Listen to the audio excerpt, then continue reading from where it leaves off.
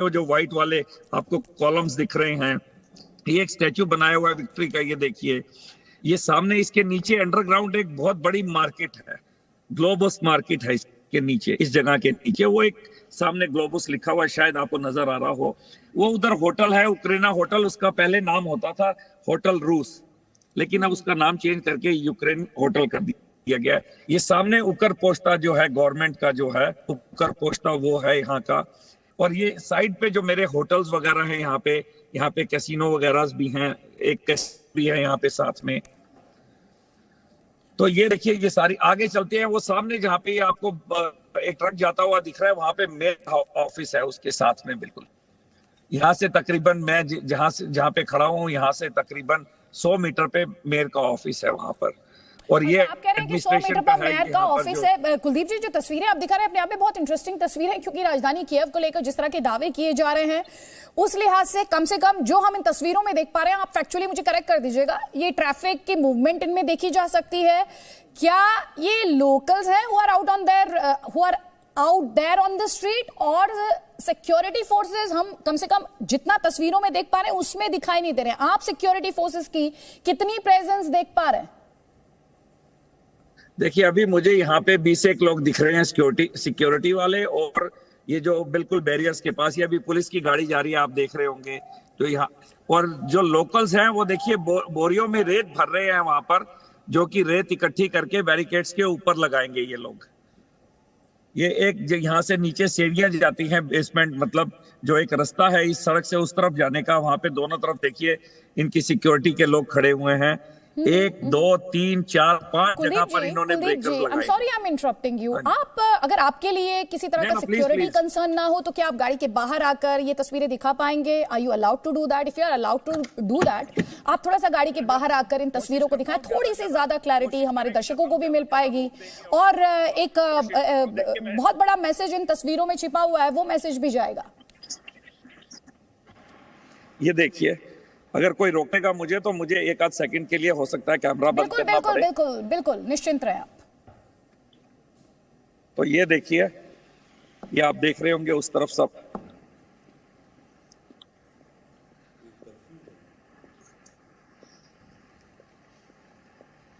आप थोड़ा सा ट्रैफिक का मूवमेंट अगर यहाँ की, ये जो आप जहां पर हैं, क्या आप डिस्क्राइब कर पाएंगे? ये आपके अगल बगल में शॉप्स हैं, ऑफिसेज हैं? देखिए, ये एक मेरे राइट साइड पे एक बिल्डिंग है, यहाँ पे रेवोल्यूशन हुआ था, इसमें आग लग गई थी, दोबारा से उनको इन लोगों ने उन्हें बनाया है। देखिए, ये नीचे आप जो देख रहे हैं, अभी आपको सिक्योरिटी वाले लोग नजर आ गए होंगे। ये नीचे देखिए एक स्टैचू बना हुआ है, इसके नीचे ग्लोबस करके है, ग्लोबस करके बहुत बड़ी मार्केट है, अंडरग्राउंड मार्केट। ये देखिए, ये यहाँ पर बैंक है जो कि इस समय बंद है, वो सामने होटल्स हैं 2-3, उसके पीछे एक गोल्डन सा आपको दिख रहा होगा चर्च, अगर आपको चर्च नजर आ रहा हो तो। जी, नजर आ रहा है आपको चर्च? ये 1927 ये होटल है यहाँ पर, एक 1927 की बिल्डिंग बनी हुई है। ये पीछे उस साइड पे मैकडॉनल्ड्स करके है।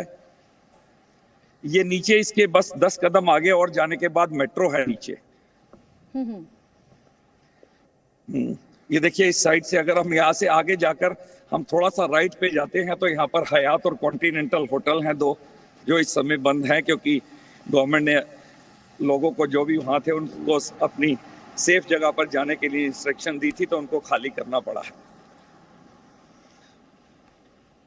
और अभी आप मेट्रोस का जिक्र कर रहे थे, अभी आप ये बहुत क्लियर तस्वीर है। थोड़ा सा आप अपने कैमरा को अगर उसी पोजीशन में होल्ड कर पाए, अब हम ज्यादा क्लियर पिक्चर्स देख पा रहे हैं कुलदीप जी। और साथ ही हम आपसे ये भी जानना चाह रहे थे, कल ही आपने बताया था कि कर्फ्यू जो है वो शाम को लगता है, आपने शायद शाम 7 बजे का वक्त बताया था कर्फ्यू के लिए। बिल्कुल बिल्कुल। तो जब कर्फ्यू लगता है तो उस समय क्या जाहिर तौर पर लोगों के निकलने पर पाबंदी है, लेकिन फिर एसेंशियल सप्लाईज को लेकर क्या हालात होते हैं? देखिए, सप्लाईज मिल रही हैं। आप देखिए सामने, ये देखिए, ये लोग अपने झोले में सामान लेकर जा रहे हैं, आप देख रहे हो तो 3 लोग हैं, ये मार्केट से जो खुली हुई दुकानें हैं वहां से अपना सुपरमार्केट से सामान लेकर घर की तरफ जा रहे हैं। तो देखिए सामान अवेलेबल है, अगर आप लोग आलसी नहीं हैं, घर से निकल सकते हैं तो सब कुछ मिलेगा। अब ये सोचे कि आपके पास हर चीज पहुंचाई जाए तो वो नहीं होगा इस समय, क्योंकि वार की सिचुएशन देखो, मैं जब भी जा रहा होता हूँ मुझे कोई भी मार्केट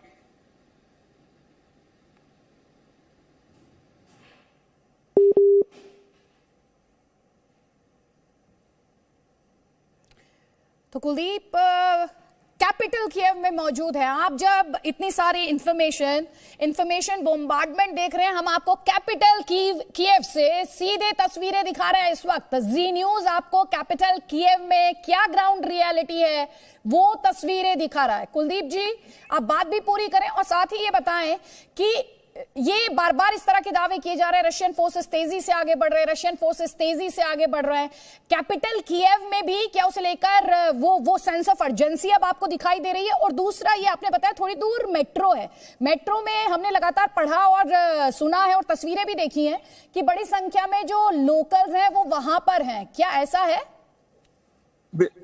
ऐसा है, कुछ मेट्रोज है जहां पे इनको बोला गया है कि सपोज आपको जैसे ही लगता है सायरन बजता है तो आप लोग वहां पे जाके सेफ रह सकते हैं। अब ये देखिए एक ट्रक जा रहा है, इसमें बोरियां रेत में भरी हुई है, वो देखिए दूसरा ट्रक जा रहा है, आप देख रहे हो। तो ये बैरिकेड्स लगाने के लिए बैरिकेड्स बढ़ते जा रहे हैं, बढ़ा रहे हैं उनको, ताकि कीव को जितना भी हो सके उनके ब्रेकर्स लगा दिए गए हैं ताकि उनको सीधा ना जा सके, उनको हर जगह पे ब्रेक लगाना पड़ेगा और जहां जहां उनका ब्रेक लगेगा वहीं वहीं के हमारे सैनिक और हमारे लोकल जो हैं वहां पर उनके साथ फाइट करने के बाद उनको वहीं पे मार गिराएंगे।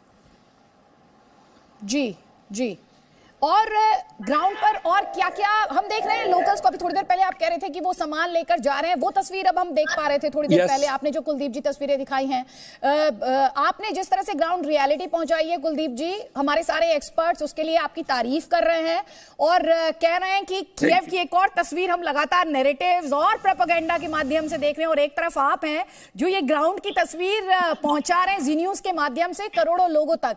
और कीव में आपको नॉर्मल रूटीन से अगर मैं बात करूं तो इस वक्त क्या कुछ अलग और हटकर दिखाई दे रहा है कि आम लोग जो है उनमें क्या फीलिंग है इस वक्त? वो डरे हुए हैं, वो खौफ में हैं, वो इस चैलेंज के लिए तैयार हैं? क्योंकि प्रेसिडेंट ज़ेलेंस्की तो यही दावा कर रहे हैं कि यूक्रेनियंस झुकने वाले नहीं हैं।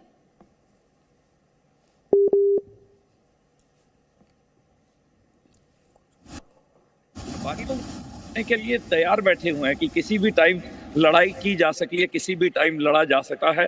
ये लोग तैयार है, वेपन्स लेकर तैयार है, पेट्रोल बम्स लेके तैयार है, जो भी है। और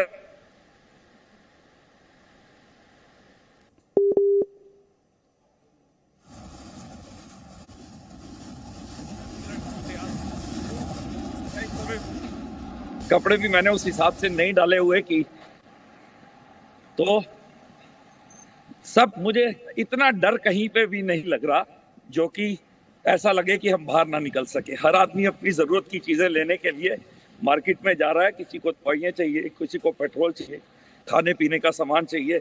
आज शॉपिंग आजकल नहीं हो पा रही कि आप सुंदर कपड़े नहीं खरीद पा रहे हो, बाकी सब ठीक है।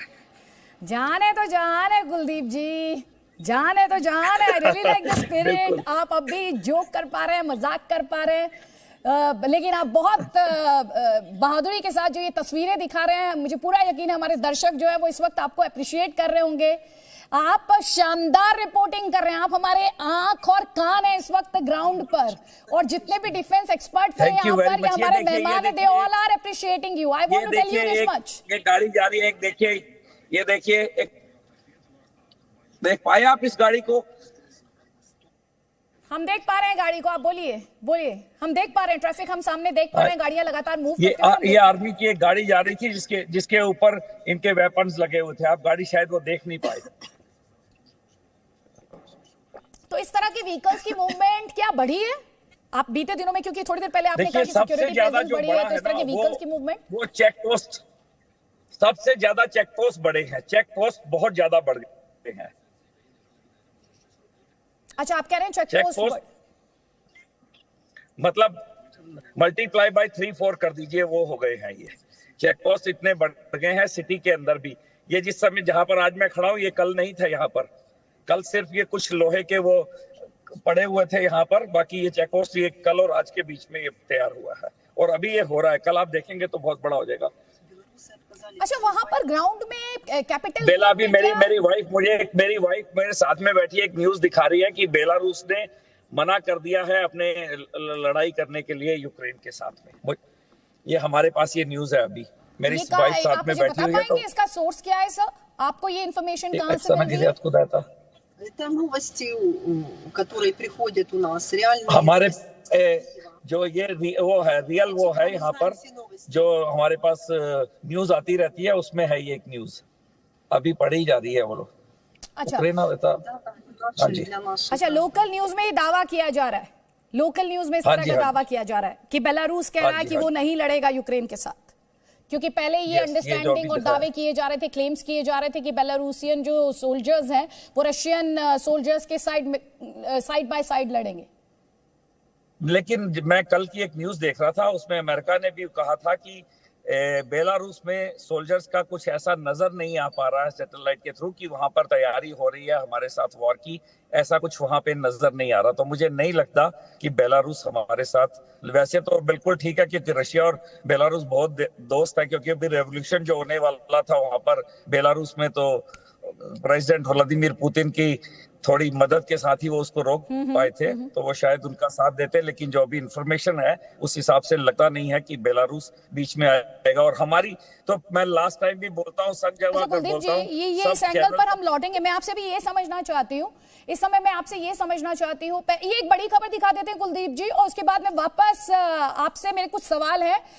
यूक्रेन और रूस में एक और राउंड ऑफ टॉक हुआ है, थोड़ी देर में ये राउंड ऑफ टॉक होगा, सॉरी, तो थोड़ी देर में बातचीत होगी रूस और यूक्रेन के बीच में, और इस बातचीत में क्या कुछ निकल कर आ पाएगा, क्योंकि देखिए हम टॉक्स के बारे में लगातार बता भी रहे हैं आपको और तस्वीरें भी दिखा रहे हैं, लेकिन सवाल यह है कि एक तरफ कीव की जो तस्वीर कुलदीप जी आपको दिखा रहे हैं वो अलग तस्वीर है, लेकिन जो तस्वीरें आई हैं रशियन स्ट्राइक्स की, जिसमें इमारतें तबाह हुई हैं, जिसमें सिविलियंस को निशाना बनाने की बात कही जा रही है, उस लिहाज से ये टॉक्स कितनी मायने रखती हैं? इनमें कुछ सब्सटेंशियल निकल कर आ पाएगा क्या? बराबरी के आधार पर बातचीत के लिए रूस तैयार है। रूस के विदेश मंत्री सर्गेई लावरोव का ये स्टेटमेंट है, राष्ट्रपति पुतिन अपने रुख पर कायम है।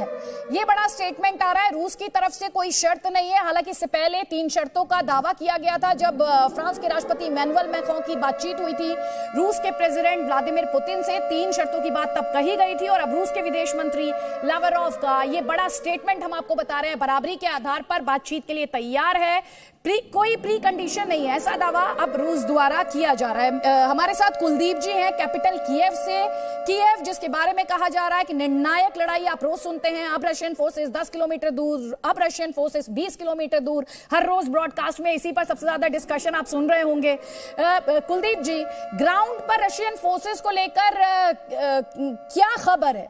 रशियन फोर्सेस कैपिटल कीव से कितनी दूर है? वहां पर क्या कहा जा रहा है? लोकल अथॉरिटीज क्या कह रही है? थोड़ी देर पहले आपने कीव के मेयर के ऑफिस का भी जिक्र किया था, वहां पर वो किस तरह के अपडेट्स दे रहे हैं आप लोगों को?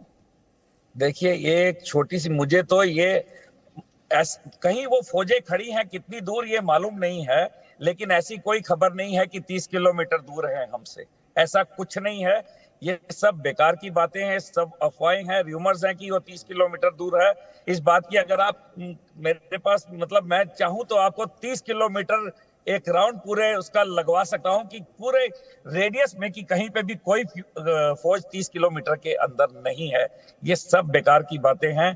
थोड़ा सा मैं छोटी सी बात कहना चाहूंगा, प्लीज मेरी रिक्वेस्ट है आपसे कि अपने जो हमारे प्राइम मिनिस्टर हैं, क्योंकि मैं इंडियन हूं, मेरे इंडियन पासपोर्ट होल्डर हूं, उनको बीच में आना चाहिए वार्तालाप के लिए। मेरी पूरे हिंदुस्तान के जितने भी बड़े नेता हैं, रिक्वेस्ट है कि इसको युद्ध विराम के लिए, उनको वार्तालाप के लिए प्लीज उनको बीच में आना चाहिए। पुतिन से सिर्फ एक बात करें, सिर्फ बात करें, हाँ ना तो पुतिन के हाथ में है, व्लादिमीर पुतिन जो अपने प्रेसिडेंट हैं रशिया के, लेकिन प्लीज मेरी रिक्वेस्ट है वार्तालाप के लिए एक बार कोशिश की जाए। सिर्फ एक फोन। कुलदीप जी, आप रहिए हमारे साथ, और भी कई सवाल आपसे हैं। जल्दी से एक और स्टेटमेंट हम अपने दर्शकों को बता देते हैं। ये आपको बताते हुए कि जी न्यूज़ पर इस वक्त जो आप तस्वीर देख रहे हैं, एक्सक्लूसिव तस्वीर आप ये देख रहे थे, ये तस्वीर कैपिटल कीव से ग्राउंड रियलिटी आपके सामने रख रही है। जब आप बहुत ज्यादा इंफॉर्मेशन देख और सुन रहे हैं, उस लिहाज से तस्वीर बहुत इंपॉर्टेंट। उसका ये बड़ा स्टेटमेंट, अंजाम तक यूक्रेन के साथ लड़ाई जारी रहेगी, रूस के विदेश मंत्री का ये बड़ा बयान है। देखिए, एक तरफ टॉक्स की बात की जा रही है, वही जिन कॉन्ट्रडिक्शंस का हम जिक्र कर रहे थे। एक तरफ आप कहते हैं हम बातचीत के टेबल पर आएंगे, दूसरी तरफ आप कहते हैं हमारी कोई शर्त नहीं है, और फिर आप आते हैं और आप कहते हैं कि अंजाम तक, जब तक ये लड़ाई नहीं पहुंचेगी, ये लड़ाई जारी रहेगी। तो टॉक और ये मिलिट्री वॉर दोनों साथ साथ कैसे चलेंगे, ये अपने आप में बड़े सवाल है। और रूस द्वारा पहले भी स्पष्ट किया गया था कि टॉक से बहुत जल्दी एक्सपेक्ट ना किया जाए। इसके अलावा प्रेसिडेंट ज़ेलेंस्की भी ये बार बार अपना स्केप्टिसिज्म दोहराते रहे हैं कि बातचीत से उन्हें बहुत ज्यादा उम्मीद नहीं रही है, लेकिन एक और राउंड की बातचीत होगी। रूस के विदेश मंत्री का ये बड़ा बयान कि अंजाम तक यूक्रेन के साथ ये युद्ध जारी रहेगा। हमारे साथ कुलदीप जी हैं कैपिटल कीव से। Kuldeep ji, sorry if you feel I am greedy, I am not. हम सिर्फ ग्राउंड रियलिटी पहुंचाने की कोशिश कर रहे हैं आपके माध्यम से, तस्वीरों के माध्यम से। तस्वीरें एक बार फिर से आप दिखाएं हमारे दर्शकों को, और साथ ही ये बताएं क्या मेयर के ऑफिस से या लोकल अथॉरिटीज की तरफ से कोई इंटीमेशन है? जी सर, बोले। ये तस्वीरें दिखा रहा हूं, उसके 2-3 मिनट के बाद मुझे बंद करना होगा कैमरे को, क्योंकि कुछ लोगों ने मुझसे आके ऑब्जेक्शन किया यहाँ पर अभी। तो मैं 2-3 मिनट के लिए, फिर मैं दूसरी जगह जाके फिर आपको फोन करके दोबारा से ये देखिए तस्वीरें देखिए जो मैं दिखा पा रहा हूँ आपको। और मुझे लगता है ये जो मीटिंग होगी ये पॉजिटिव रहेगी। देखना आप, आने वाली मीटिंग जो है वो पॉजिटिव होंगी, और हमारा युद्ध विराम, मुझे लगता है कि आने वाले टाइम में किसी में भी ये स्थिति आ जाएगी कि युद्ध विराम होगा। ये हम लोगों की पॉजिटिव सोच है और ऐसा होने वाला है जल्दी। मुझे ऐसा लगता है, ये मैं महसूस कर रहा हूँ। हम भी यही चाहते हैं, क्योंकि हम भी यही मानते हैं कि युद्ध किसी समस्या का समाधान नहीं हो सकता है। जिस तरह का विध्वंस और विनाश लगातार देखने को मिल रहा है तस्वीरों में, वो नहीं होना चाहिए। और भारत अपना स्टैंड यूएन में दोहरा चुका है कि हम शांति के लिए कमिटेड हैं, बातचीत के साथ, बातचीत के माध्यम से इस समय जो संकट है उसका समाधान निकाला जाए। यही इंडिया का भी स्टैंड रहा है। कुलदीप जी, आप बातचीत को लेकर ऑप्टिमिस्टिक हैं? हर किसी को यहां पर इंतजार है कि वहां पर सीज फायर हो, किसी तरह की सोल्यूशन निकले, क्योंकि युद्ध कभी भी समाधान लेकर नहीं आता। आम जनता सफर करती है, सेना को लड़ना पड़ता है, हालांकि युद्ध का डिसीजन पॉलिटिकल लीडरशिप का होता है।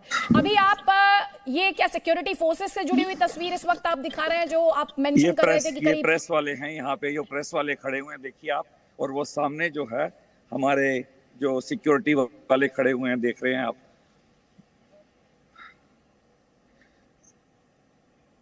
और ये जो बिल्डिंग है, ये बिल्डिंग आप बता पाएंगे मुझे किसकी है? ये जो व्हाइट वाली बिल्डिंग है, ये ओपेरा है यहाँ का। यहाँ पे प्रोग्राम्स होते हैं।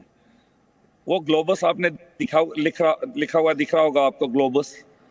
वो देखिए, ये जो शीशे की जो थोड़ी सी बिल्डिंग दिखाई दे रही है, ये स्टैचू के नीचे, ये मार्केट है अंडरग्राउंड पूरी यहाँ पे नीचे।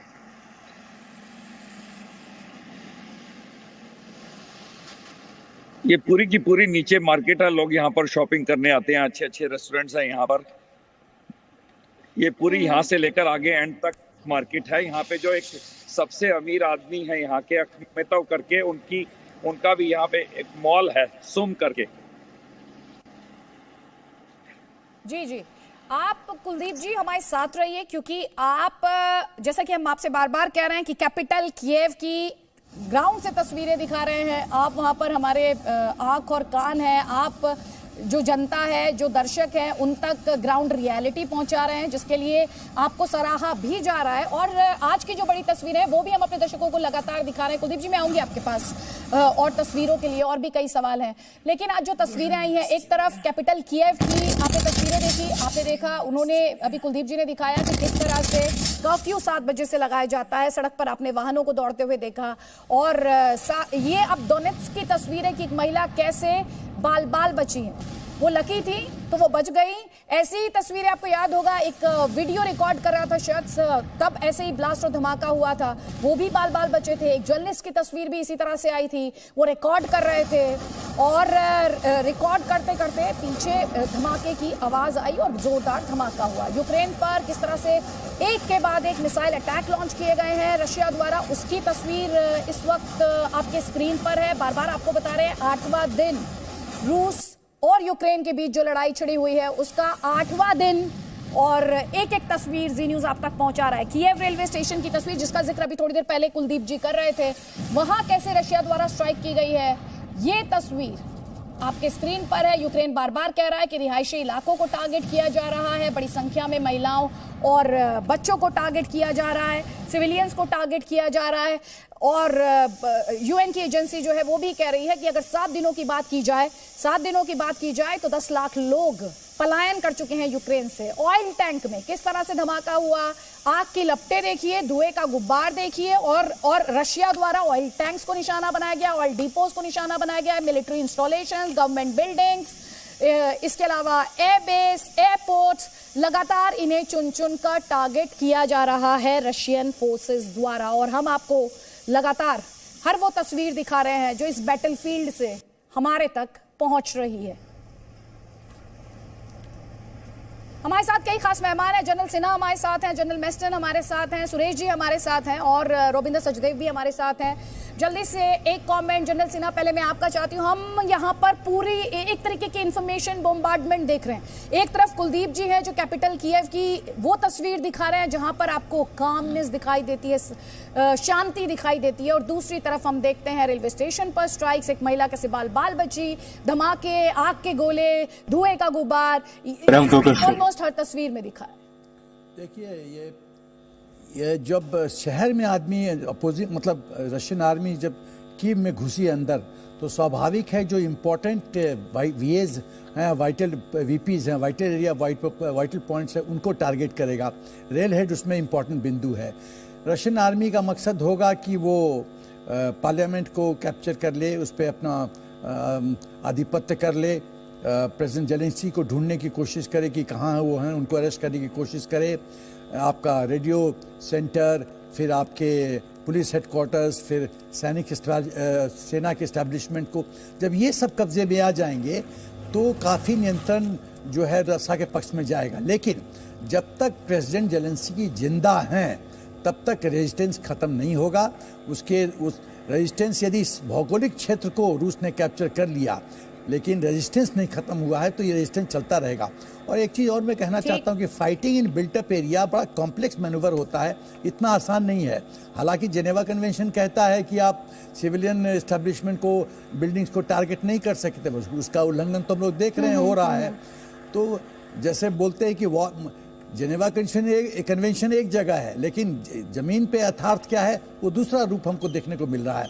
तो अभी बड़ा कॉम्प्लेक्स चीज़ है ये, इस तरह से टाइम परिभाषित करना कि 2 दिन में, 4 दिन में, या 7 दिन में, या 10 दिन में सरेंडर हो जाएगा, ये कहना मुश्किल है इस समय। और इस समय मेरी सहयोगी शिवांगी है, बुडापेस्ट से हमारे साथ है, यूक्रेन हंगरी बॉर्डर जहां पर बड़ी संख्या में लोग पहुंच रहे हैं, लोगों का पलायन लगातार जारी है। यूएन एजेंसी कह रही है करीब 10 लाख लोगों ने पलायन किया है पिछले 7 दिनों की बात की जाए। शिवांगी, बुडापेस्ट में किस तरह की तस्वीरें हैं और वहां पर जो भारतीय पहुंचे हैं, क्योंकि भारतीय छात्रों को इवैक्यूएट करने की कोशिशें लगातार की जा रही हैं, वहां से किस तरह की तस्वीरें और भारतीय छात्र क्या कह रहे हैं? बिल्कुल अदिति, देखिए यहाँ पर आए दिन यही तस्वीरें देखने को मिल रही है कि भारी संख्या में यूक्रेन से जो छात्र हैं वो यहाँ पर पहुँच रहे हैं। इवैक्यूएशन प्रोसेस जो है वो तेज़ी से यहाँ पर चल रहा है। खुद यूनियन मिनिस्टर हरदीप सिंह पुरी यहाँ पर पहुँचे हैं, लगातार बच्चों से बातचीत कर रहे हैं। देखिए जो भी बच्चे यहाँ पर आ रहे हैं वो साफ तौर पर ये बता रहे हैं कि कितनी मुश्किल उन्हें वहाँ पर हुई, लेकिन एक बार जब इंडियन एम्बेसी से वो मिलते हैं या उनके संपर्क में आते हैं उसके बाद सब कुछ बहुत आसान हो जाता है। अभी भी बहुत सारे छात्र वहाँ पर फंसे हुए हैं और इंतजार कर रहे हैं कि उन्हें भी वहाँ से इवैक्यूएट कराया जाए। वहीं दूसरी ओर आपको बता दें कि आज रूस और यूक्रेन का जो डेलीगेशन है उनके बीच दूसरे दौर की बात होगी। बेलारूस में सभी की निगाहें हैं कि आखिर इस बातचीत में क्या कुछ निकल कर आ पाता है, क्योंकि इन दोनों देशों के बीच ये जो संकट है, ये जो विवाद है बढ़ रहा है, इसका असर अब विश्व भर में देखने को मिल रहा है और सभी की निगाहें हैं कि आखिर क्या होगा, क्योंकि देखिए इस युद्ध की वजह से लगातार हम देख रहे हैं कि जो भारतीय छात्र हैं, हमें ये जानकारी मिली है कि यूक्रेन में उनके साथ भी अब अलग तरह का व्यवहार किया जा रहा था। और हमने जब इन छात्रों से बात की तो साफ तौर पर उनका कहना है कि देखिए भारत के छात्र जो है वो एक शील्ड की तरह वहां पर काम कर रहे हैं, यानी कि जब तक भारतीय वहां रहेंगे यूक्रेनियंस को ये लग रहा है कि तब तक वो बच पाएंगे और उनके लिए वो एक शील्ड बने हुए हैं, इसीलिए शायद वो उन्हें रोक रहे हैं या जाने नहीं दे रहे। खैर, आपको बता दें कि हमें जानकारी मिली है यहाँ पर वो ये कि अगले 2 से 3 संभव है कि 2 से 3 दिन में इवैक्यूएशन प्रोसेस जो है वो लगभग पूरा हो जाएगा। और इस पूरे इवैक्यूएशन प्रोसेस में अब भारतीय वायुसेना भी शामिल हो गई है। आज की अगर हम बात कर ले तो बुडापेस्ट से कई फ्लाइट जो हैं, चाहे वो इंडिगो हो, स्पाइस जेट हो या फिर इंडियन एयरफोर्स के यूक्रेन के निकोलाइव में यूक्रेनी सेना ने पुल उड़ाया है। यूक्रेनी सेना के हमले में रूसी टैंक के तबाह होने की बात भी कही जा रही है। तो इससे पहले आपने सुना था कीव के पास पुल उड़ाया गया था और दूसरे शहर थे जो कनेक्ट करते हैं सिटीज को, वहां से भी पुल इसी तरह से यूक्रेनियन फोर्सेस द्वारा उड़ाए गए थे। इस वक्त जो बड़ी खबर आ रही है वो निकोलाइव से आ रही है, जहां पर यूक्रेनियन फोर्सेस ने पुल तो उड़ाया ही है, साथ ही ये भी दावा किया जा रहा है कि रूसी टैंक जो है उसे भी तबाह किया गया है, रूसी टैंक को भी ध्वस्त कर दिया गया है। यूक्रेन द्वारा कई दावे किए जा रहे हैं, जिसके तहत ये दावा किया जा रहा है कि उसने 9000 से ज्यादा रशियन सोल्जर्स को उसके फोर्सेस ने मारा है, जो रशिया को तबाही, रशिया का जो सैन्य सामान है उसमें उसे काफी नुकसान पहुंचाया है। तो पुल ध्वस्त किया गया है, रशियन टैंक जो है उसे तबाह किया गया है। उसकी तस्वीरें आप इस वक्त देख रहे हैं। पुल जब ध्वस्त किया जाता है तो हमारे मेहमान जो हमारे एक्सपर्ट्स हैं वो आपको बार बार बता रहे हैं, कोशिश ये होती है कि जो मार्च है या जो रशियन फोर्सेस का एडवांस है उसको स्लो डाउन किया जाए, उसको किसी तरीके से स्टॉल किया जाए। और वो हमने कई सिटीज में देखा है कि इससे यूक्रेनियन फोर्सेस को काफी हद तक कामयाबी भी मिली है। तभी जनरल मेस्टन हम लगातार ये सुनते आए हैं बीते दिनों में, जैसे कि मैं बार बार कह रही थी, पहले आया कि 10 किलोमीटर दूर कैपिटल कीव से, फिर यहां तक कि ब्रिटेन के रक्षा मंत्रालय तक ने कहा कि 30 किलोमीटर दूर है, 64 किलोमीटर काफिला लंबा है रशियन फोर्सेस का, ये तक जानकारी और इंफॉर्मेशन आई। और अभी हमने कुलदीप जी को जो तस्वीरें दिखाते हुए अभी अपने दर्शकों तक वो तस्वीरें पहुंचाई, वो कुछ और ही कहानी बयां कर रही थी। अदिति, मेरे ख्याल जो कुलदीप ने रिपोर्ट्स दिखाई हैं बहुत अच्छी रिपोर्ट्स हैं और इससे सिचुएशन बहुत क्लियर हो जाती है हम लोग को असेसमेंट देने के लिए। मेरा असेसमेंट इस प्रकार है अदिति, नंबर 1 कि जो ग्राउंड सिचुएशन है वो काफ़ी अच्छी लग रही है, इतनी गंभीर हालात नहीं है जिस प्रकार प्रोजेक्शन किया जा रहा था। नंबर 2, अब होने वाला क्या है? मेरे ख्याल लड़ाई अब ज़्यादा चलेगी नहीं। उसका कारण है, एक तो इंटरनेशनली आप देखिए कि जो यूएन जनरल असेंबली में वोटिंग हुई थी उसमें 141 वर्सेस 5 में रूस शामिल, मतलब 141:5 और 34 उसमें एब्सटेन किए थे। तो इंटरनेशनली और इसमें देखा जाए इंडिया और चाइना जो बहुत बड़े पावर हैं उन्होंने भी एब्सटेन किया। तो रूस को अब लगने लगा है कि उसकी इंटरनेशनल आइसोलेशन काफ़ी हद तक हो चुकी है। दूसरा, जो रूसी अभी स्टेटमेंट आए हैं बड़े ज़रूरी स्टेटमेंट है। पहला स्टेटमेंट है कि वो प्रेसिडेंट ज़ेलेंस्की को as a legitimate president accept करते हैं, ये बहुत बड़ा चेंज उनके स्टांस में है। दूसरा ये है कि उन्होंने ये भी बोला है कि हम बिना शर्तें टॉक्स के लिए तैयार हैं। और जैसे आपने सही बताया, उससे पहले था फ्रांस के राष्ट्रपति के सामने उन्होंने 3 बड़ी इंपॉर्टेंट शर्त रखी थी जिसमें ज़ेलेंस्की को भी निकलना है। तो ये एक चेंज स्टांस हो रहा है। तो ये सब देखते हुए मेरे को लग रहा है कि एक मॉडरेशन हो रही है रशिया की तरफ से, और उन्होंने ये भी रियलाइज किया है कि जो यूक्रेनियंस की जो विल पावर है, जो लड़ने की शक्ति है और जो रेजिस्टेंस है वो काफ़ी है, और वो भी अपनी सेना से मिलिट्री असेसमेंट ले रहे हैं रूसी सेना। और अब एक तरह से ये थोड़ा कॉम्प्रोमाइजिंग स्टांस मेरे को दिख रहा है रशिया की तरफ से, और शायद मेरे को भी लगता है जो पीस टॉक्स होंगी उसमें काफ़ी होप है। और एंड स्टेट जो भी निकलेगा, अगर ये पीस टॉक सक्सेसफुल होती हैं तो गिव एंड टेक होगा, जो मैं बाद में डिस्क्राइब करूंगा। ठीक है, हमारे साथ डिप्लोमेट मंजू सेठ भी हैं। मैम, एक तरफ बातचीत, रशिया के ही विदेश मंत्री कहते हैं कि हमारे कोई प्री कंडीशंस नहीं है, हम बातचीत करना चाहते हैं, और रशिया के ही विदेश मंत्री फिर ये कहते हैं कि अंजाम तक पहुंचने तक ये लड़ाई जारी रहेगी। इसमें डिप्लोमेसी के लिए गुंजाइश कितनी है? बिल्कुल, गुंजाइश तो हमेशा रहती है और रहनी भी चाहिए, लेकिन ये जो कॉन्ट्रडिक्टरी स्टेटमेंट्स बार बार आ रहे हैं रूस की तरफ से, ये कंफ्यूजन में डाल रहे हैं सबको और किसी को पता नहीं है वो कब अपना जो स्टैंड है या अपना स्टेटमेंट चेंज कर दें। लेकिन होपफुली ये अभी अड़े रहेंगे, अपने अटल रहेंगे अपनी जो इन्होंने कहा है कि हम बिना कंडीशंस के टॉक करेंगे और इसका कोई समाधान। उसके बाद मैं आपका एक्सपर्ट कमेंट लूंगी। फ्रांस के प्रेसिडेंट इमैनुअल मैक्रोन, जिन्हें लेकर अभी हम बात भी कर रहे थे, उन्होंने करीब 90 मिनट बात की है व्लादिमीर पुतिन से। करीब 1.5 घंटे की बातचीत हुई है व्लादिमीर पुतिन और इमैनुअल मैक्रोन के बीच। ये बड़ी खबर इस वक्त की, फ्रांस के राष्ट्रपति इमैनुअल मैक्रोन की रूस के राष्ट्रपति व्लादिमीर पुतिन के साथ ये 90 मिनट की बातचीत। और ये कब आई है? जब अगले राउंड के टॉक्स की बात कही जा रही है रशिया और यूक्रेन के बीच। मंजू जी, इसके साथ आप कनेक्ट करके बताएं, क्या अब हम ये मान सकते हैं कि अब जब दोनों देश आमने सामने बैठेंगे बातचीत के टेबल पर, तो जाहिर तौर पर ये जो टेलीफोनिक कॉन्वर्सेशन हुआ है फ्रांस के राष्ट्रपति और रशियन प्रेसिडेंट के बीच, इसकी छाप उसमें दिखाई देगी? हम उम्मीद तो करते हैं कि देगी, क्योंकि इतनी लंबी अगर बातचीत हुई है और थोड़ा सा उनके जो विदेश मंत्री हैं लावरोव, उनके भी थोड़े स्टेटमेंट्स में जो थोड़ा सा ठंडक कह लीजिए, थोड़ा सा उन्होंने अपने टोन डाउन किया है, हो सकता है कि इसका ही असर हो और शायद ये निकल आए इसका कोई समाधान, ये सब जो लड़ाई चल रही है। बट साथ में जो ये कह रहे हैं और जो अपने जो मिलिट्री है और सॉर्ट ऑफ अटैक्स और जो शेलिंग बंद नहीं कर रहे हैं, ये चिंता की बात है और ये मुझे लगता है कि बिल्कुल बंद करनी चाहिए। जब बातचीत कर रहे हैं आपको बिल्कुल लड़ाई बंद होनी चाहिए, युद्ध विराम होना चाहिए और इसका समाधान निकालिए, क्योंकि साथ में आप कह रहे हैं हम मिलिट्री टारगेट्स को कर रहे हैं, बट वो सही भी नहीं है। जो आप देख रहे हैं नॉन मिलिट्री टारगेट्स को भी निशाना लगा रहे हैं और कोलैटरल डैमेज में लोग सिविलियंस मर रहे हैं, तो इसलिए ये बिल्कुल भी सही नहीं है। और जैसे जनरल साहब ने कहा कि ये जो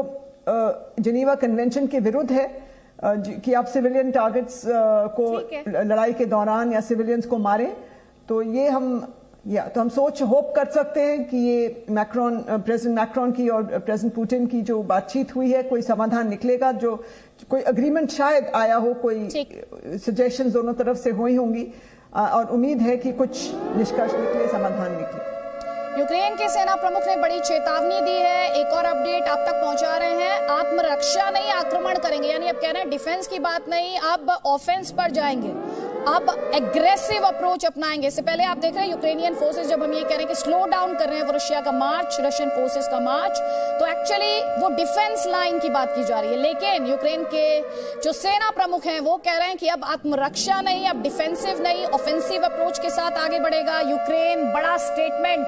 एक तरफ रूस के विदेश मंत्री कहते हैं कि रुकेंगे नहीं जब तक अंजाम तक ना पहुंचे ये लड़ाई, दूसरी तरफ यूक्रेन के सेना प्रमुख कह रहे हैं कि आत्मरक्षा के लिए नहीं, अब हम आक्रमण के लिए आगे बढ़ेंगे। यानी यूक्रेनियन फोर्सेस की तरफ से भी अपने दावे किए जा रहे हैं और रशियन फोर्सेस की तरफ से और रशियन जो पॉलिटिकल लीडरशिप है उसके द्वारा भी अलग अलग दावे लगातार किए जा रहे हैं। मेरी सहयोगी शिवांगी हमारे साथ है, बुडापेस्ट में है, यूक्रेन हंगरी बॉर्डर से। अभी तक कितने शरणार्थी हंगरी पहुंचे हैं और अभी तक कितने भारतीयों का इवैक्यूएशन हो पाया है, भारतीय छात्रों का बुडापेस्ट से?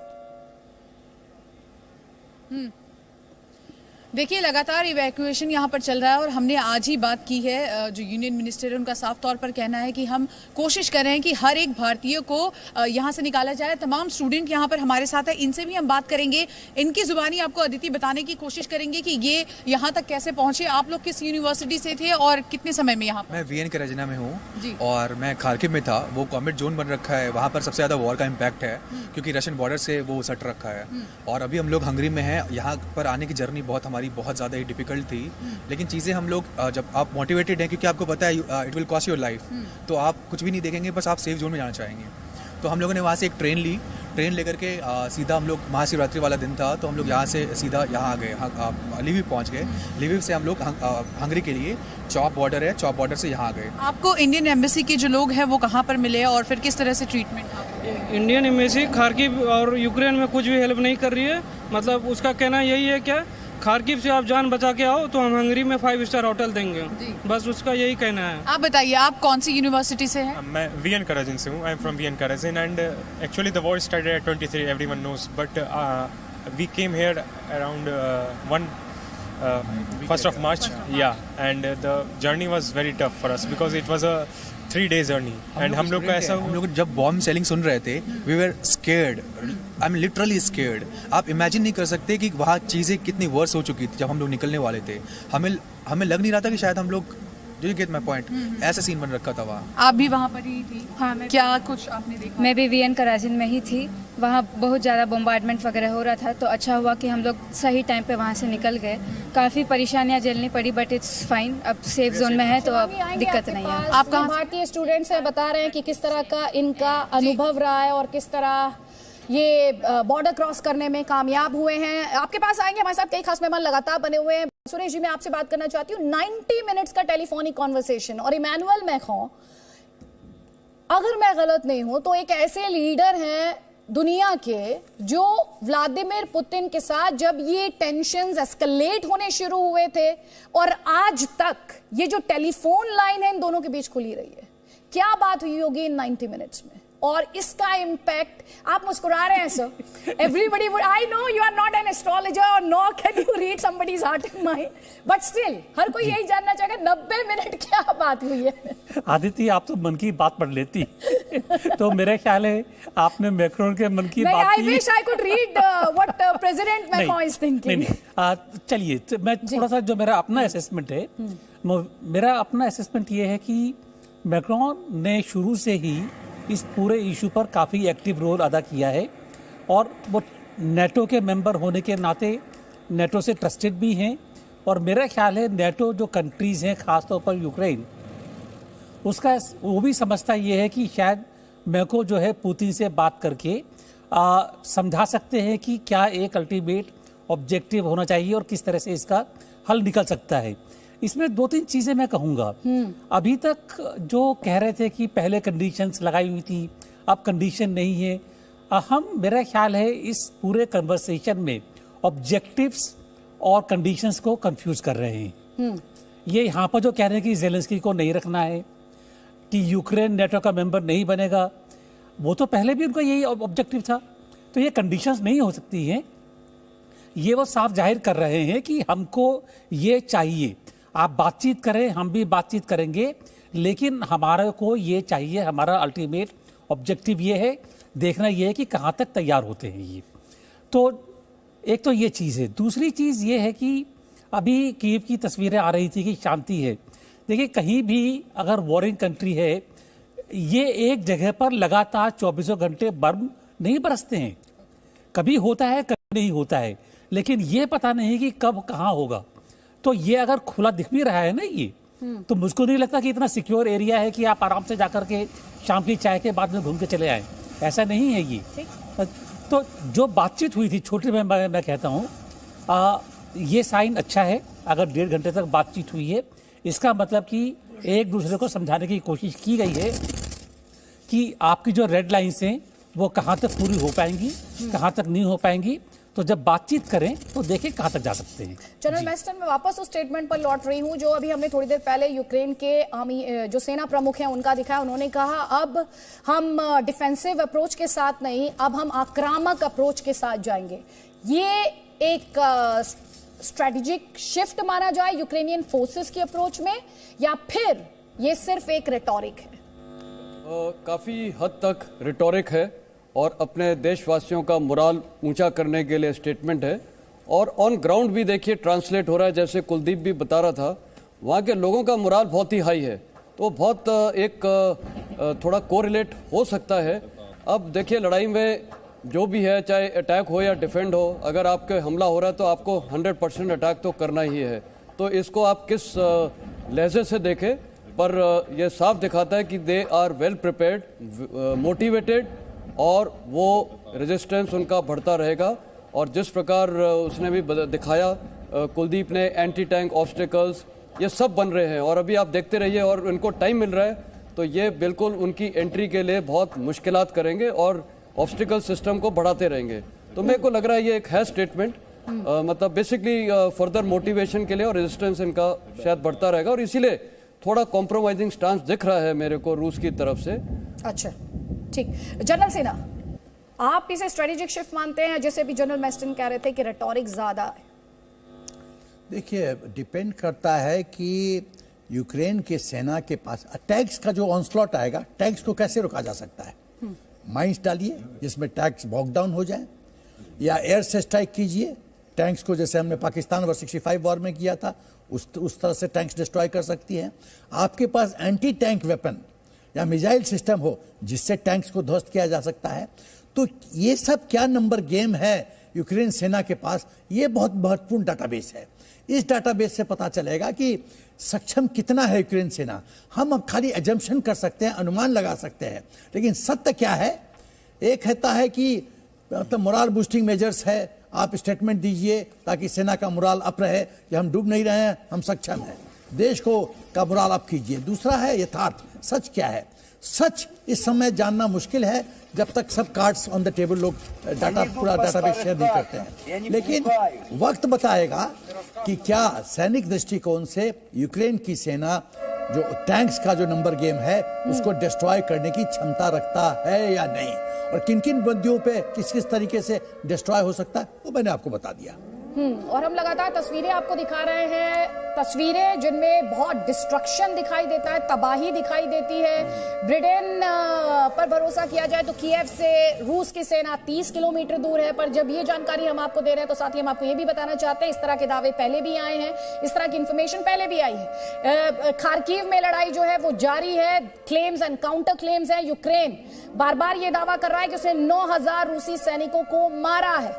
ये नंबर बड़ा है गिवन इस दावे के मुताबिक, इसलिए बड़ा है क्योंकि रशियन मिलिट्री, रशिया की जो सुपीरियोरिटी है, खासतौर पर जब मिलिट्री और एयर पावर की बात की जाती है, उस लिहाज से नंबर बड़ा है। यूक्रेन के प्रेसिडेंट क्या कह रहे हैं? वो कह रहे हैं जो भी कीमत होगी यूक्रेन वो चुकाने के लिए तैयार है। इसके अलावा क्राइमिया में रूसी नौसेना का जमावड़ा देखने को मिल रहा है, तस्वीरें भी हम आपको लगातार दिखा रहे हैं। ऑयल टैंक्स को निशाना बनाया जा रहा है, ऑयल डिपोज को निशाना बनाया जा रहा है, सरकारी बिल्डिंग्स को निशाना बनाया जा रहा है, एयर बेस को निशाना बनाया जा रहा है, मिलिट्री बेस को निशाना बनाया जा रहा है, और इसके अलावा सिविलियंस को निशाना बनाए जाने का आरोप भी यूक्रेन लगातार लगा रहा है रशिया पर।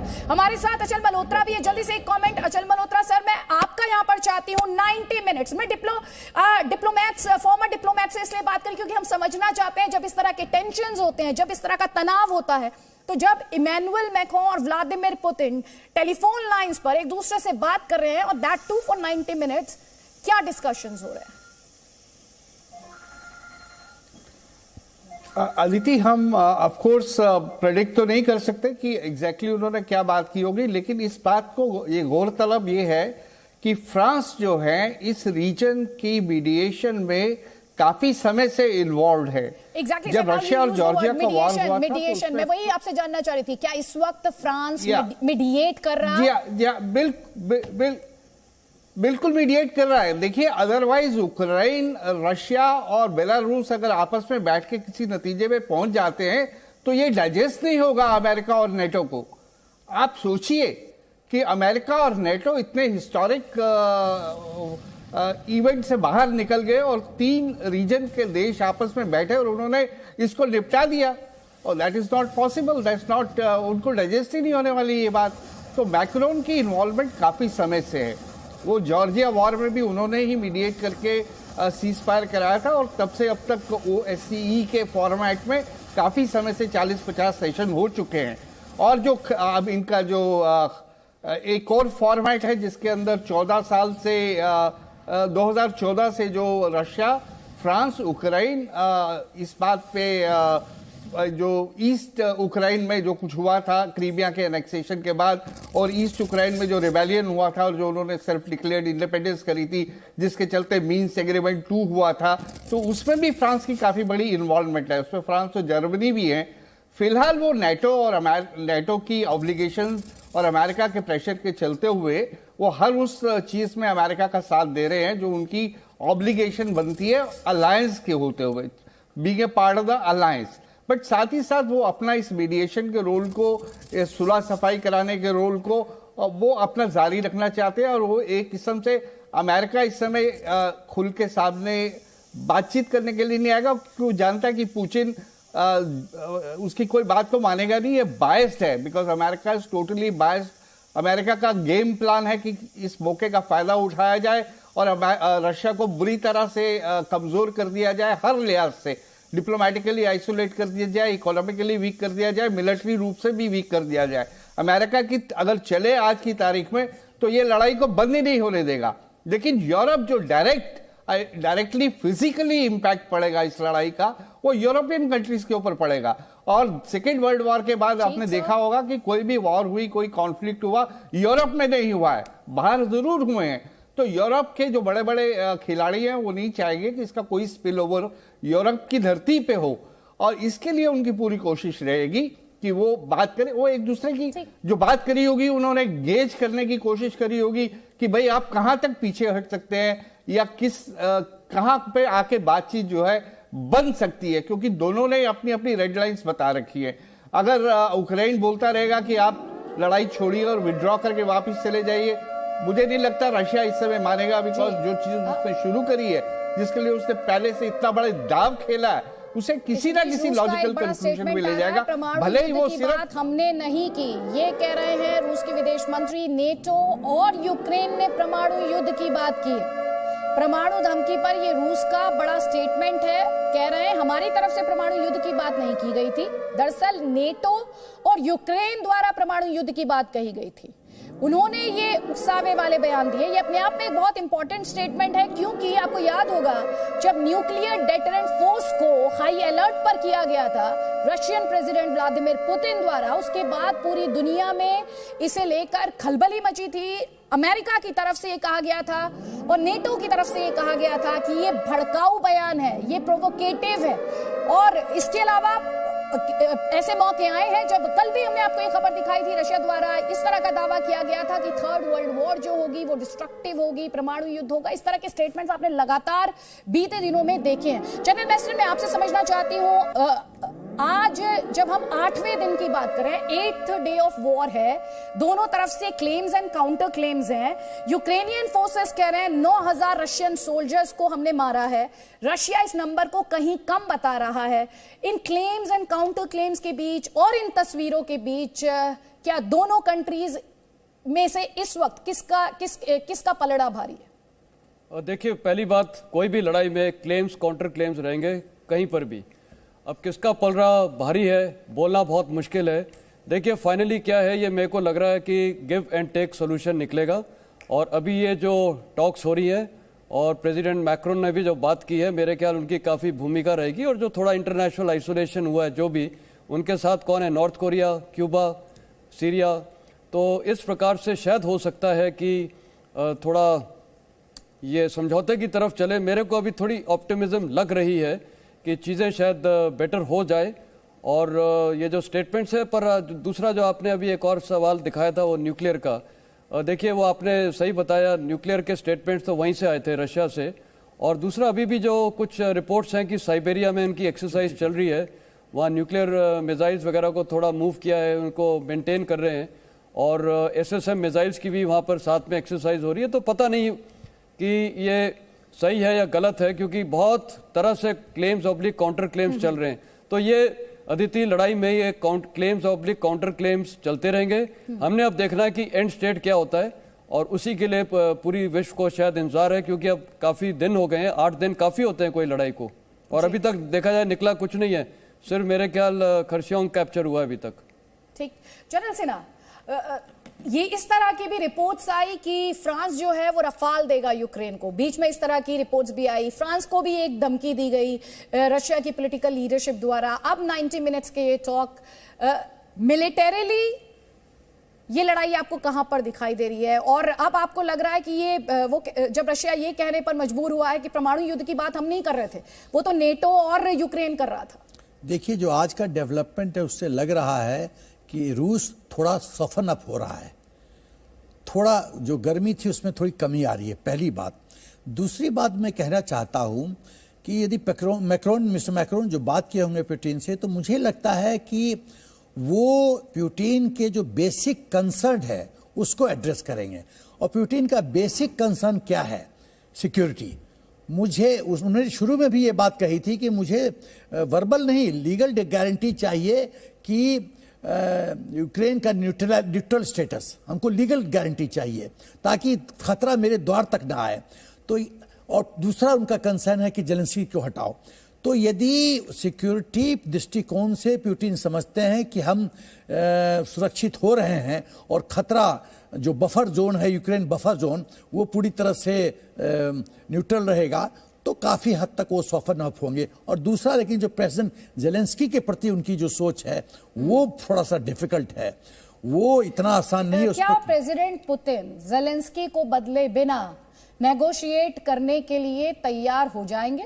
आपको लगता है इस बात की संभावना? देखिए, ये डिपेंड करता है प्रेसिडेंट जेलेंस्की पे भी।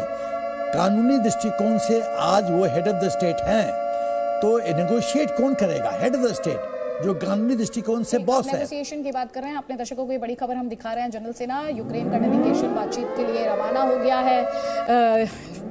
बेलारूस यूक्रेन बॉर्डर पर ये बातचीत होनी है, आपसे बस थोड़ी ही देर में ये बातचीत होगी। और उससे पहले बड़ी खबर भी हम आपको दिखा रहे हैं कि फ्रांस के राष्ट्रपति इमैनुअल मैक्रों और रूस के राष्ट्रपति व्लादिमीर पुतिन के बीच करीब 90 मिनटों की बातचीत हुई है। जनरल सेना आप बात पूरी करें। तो मैं ये कह रहा हूं कि प्रेसिडेंट जेलेंस्की जब तक प्रेसिडेंट हैं तब तक उनको पूरी तरह से साइड लाइन करना पॉसिबल नहीं है।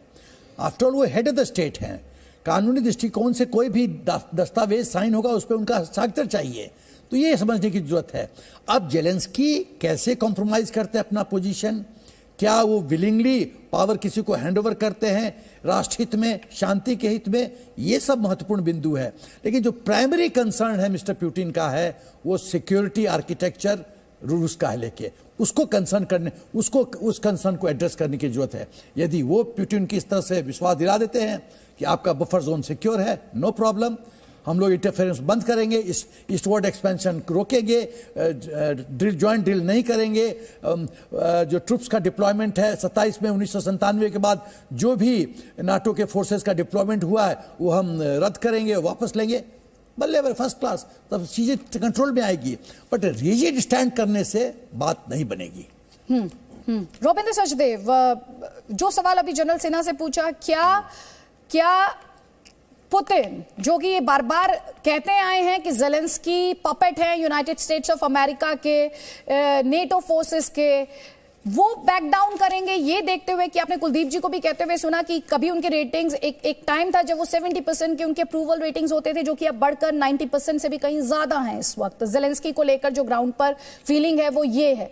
क्या नेटो फोर्सेस या यूनाइटेड स्टेट्स ऑफ अमेरिका इतना दबाव जेलेंस्की पर बना सकते हैं इस वक्त कि वो साइड हो जाए यूक्रेन को बचाने के लिए, अपनी कुर्सी सेक्रीफाइस कर दें? बहुत ही कॉम्प्लिकेटेड क्वेश्चन है आदित्य जी ये।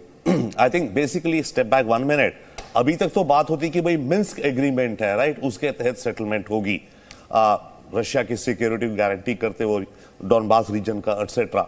मेरे विचार से अब जो मीटिंग्स हो रही हैं, अब ये बेसिकली टर्म्स एंड कंडीशंस पे, जैसे हमारे कोलीग्स कह रहे हैं, ऑब्जेक्टिव क्लियर है पुतिन का कि यूक्रेन में नेटो नहीं होना चाहिए, वन, इनफैक्ट उसके अलावा वो भी है यूरोप का सिक्योरिटी आर्किटेक्चर का लीगल नेटो के साथ रशिया का एग्रीमेंट होना चाहिए, उसमें और भी चीजें हैं, राइट, जो रशिया चाह रहा है। तो अभी जो मीटिंग हो रही है उसमें basically I think terms and conditions जो मैक्रोन से डिस्कस हो रही हैं कि सीज फायर अगर करनी है, मानो फर्स्ट स्टेप, राइट, तो कैसे करी जाए। रशिया बोलेगा मेरी ये टर्म्स हैं, फ्रांस बोलेगा ये कंडीशंस हैं, रशिया बोलेगा, तो उसमें अगर कोई मिडिल पाथ निकल पाए तो तब सीज फायर हो सकती है परहैप्स, बट उससे ज्यादा नहीं। रशिया ऑलरेडी इन्वेस्ट कर चुका है इतना मिलिट्री हार्डवेयर, इतना पैसा, इतना सारा कुछ। और दूसरी बात ये भी देखिए ना, डिवाइड्स इतनी बड़ी बन गई हैं, घाव इतने बड़े बन गए हैं, यूरोप वर्सेस रशिया, तो ये घाव तो भरने वाले है ही नहीं कभी, राइट। तो पुतिन का और रशिया का ये आगे चलेगा, and as far as Zelensky is concerned उसका क्या होगा, I mean that is totally बिल्कुल अनप्रेडिक्टेबल। एक बड़ी खाई और डिवाइड के बारे में हम लगातार बात कर रहे हैं, तस्वीरें हम अपने दर्शकों को दिखा रहे हैं, क्योंकि यूक्रेन ठीक है, they have managed to put up a fight, जिसके लिए दुनिया भर में उन्हें सराहा भी जा रहा है। दुनिया भर से उन्हें उन तक मदद पहुंचाने की, चाहे वो आर्थिक मदद हो, चाहे वो सैन्य मदद हो, हर संभव कोशिश भी की जा रही है। लेकिन नुकसान, विध्वंस, तबाही, इमारतें खंडहर में तब्दील हो चुकी हैं, लोगों की जान जा रही है, सिविलियंस मारे जा रहे हैं। रशिया पर प्रेशर के लिहाज से अगर बात की जाए तो हमने देखा है बड़े बड़े ब्रांड्स पुल आउट कर गए हैं, बड़े बड़े ब्रांड्स ने बॉयकॉट करना शुरू कर दिया है। क्या वो भी रशिया पर जिस सॉफ्ट स्टैंड की बात अभी जनरल सिन्हा कर रहे थे, वो भी रिफ्लेक्ट हो रहा है क्या पुतिन की अप्रोच में? नहीं, ये बहुत बड़ी चीज है। जो अभी तक होता था सरकारें सैंक्शंस लगाती थी, अमेरिकन गवर्नमेंट ने सैंक्शन लगा दी चाइनीज पे, कोरिया पे, एटसेट्रा, राइट। ये पहली बार हो रहा है कि प्राइवेट कंपनीज भी एक तरह से सैंक्शंस लगा रही हैं। जैसे आप कह रहे हैं मास्टर कार्ड, वीजा नहीं चलेंगे रशिया में, तो कयास तो वो हो रहा है, पर डिवाइड इतना बड़ा बन चुका है कि इसका मुझे मिडिल पाथ नहीं दिखता। एंड ऑल्सो फ्लैश पॉइंट, जो लावरोव का स्टेटमेंट है कि न्यूक्लियर और व्हाटएवर एटसेट्रा, और अभी आपने राफेल की बात करी, उस दिन भी हम बात कर रहे थे, बार बार कर रहे थे, ये सामान आएंगे कहां से? मानिए अभी तो आ रहे हैं पोलैंड रोमानिया के पोरस बॉर्डर से आ रहे हैं अभी, राइट। ये जो इंग्लैंड कह रहा है मैं जैवलिन भेजूंगा, स्टिंगर मिसाइल्स भेजूंगा, एयर से तो आ नहीं रहे, समुद्र से तो आ नहीं रहे, ओडेसा से, तो इन्हीं बॉर्डर से अभी आ रहे हैं। अगर ये और आते गए तो रशिया भी एक टाइम में जिस कंट्री के बॉर्डर से आ रहे उस कंट्री को बोलेगा, जैसे रोमानिया से आ रहे, बोले रोमानिया स्टॉप इट, या रोमानिया के ट्रक्स में भर के आ रहा है माल बॉर्डर के तरफ, इस तरफ, तो इमीडिएटली फ्लैश पॉइंट हो जाएगा रशिया और नेटो का, और वो फिर कहां जाएगा उसको हम कह नहीं सकते। तो अच्छा एक चीज और याद रखिए, नॉट टू से कि पुतिन, बट पुतिन ने 4 वॉर्स लड़ी हैं। चेचन्या 2004-06 में, जॉर्जिया, क्रीमिया, सीरिया, चारों में Russian forces have won, right.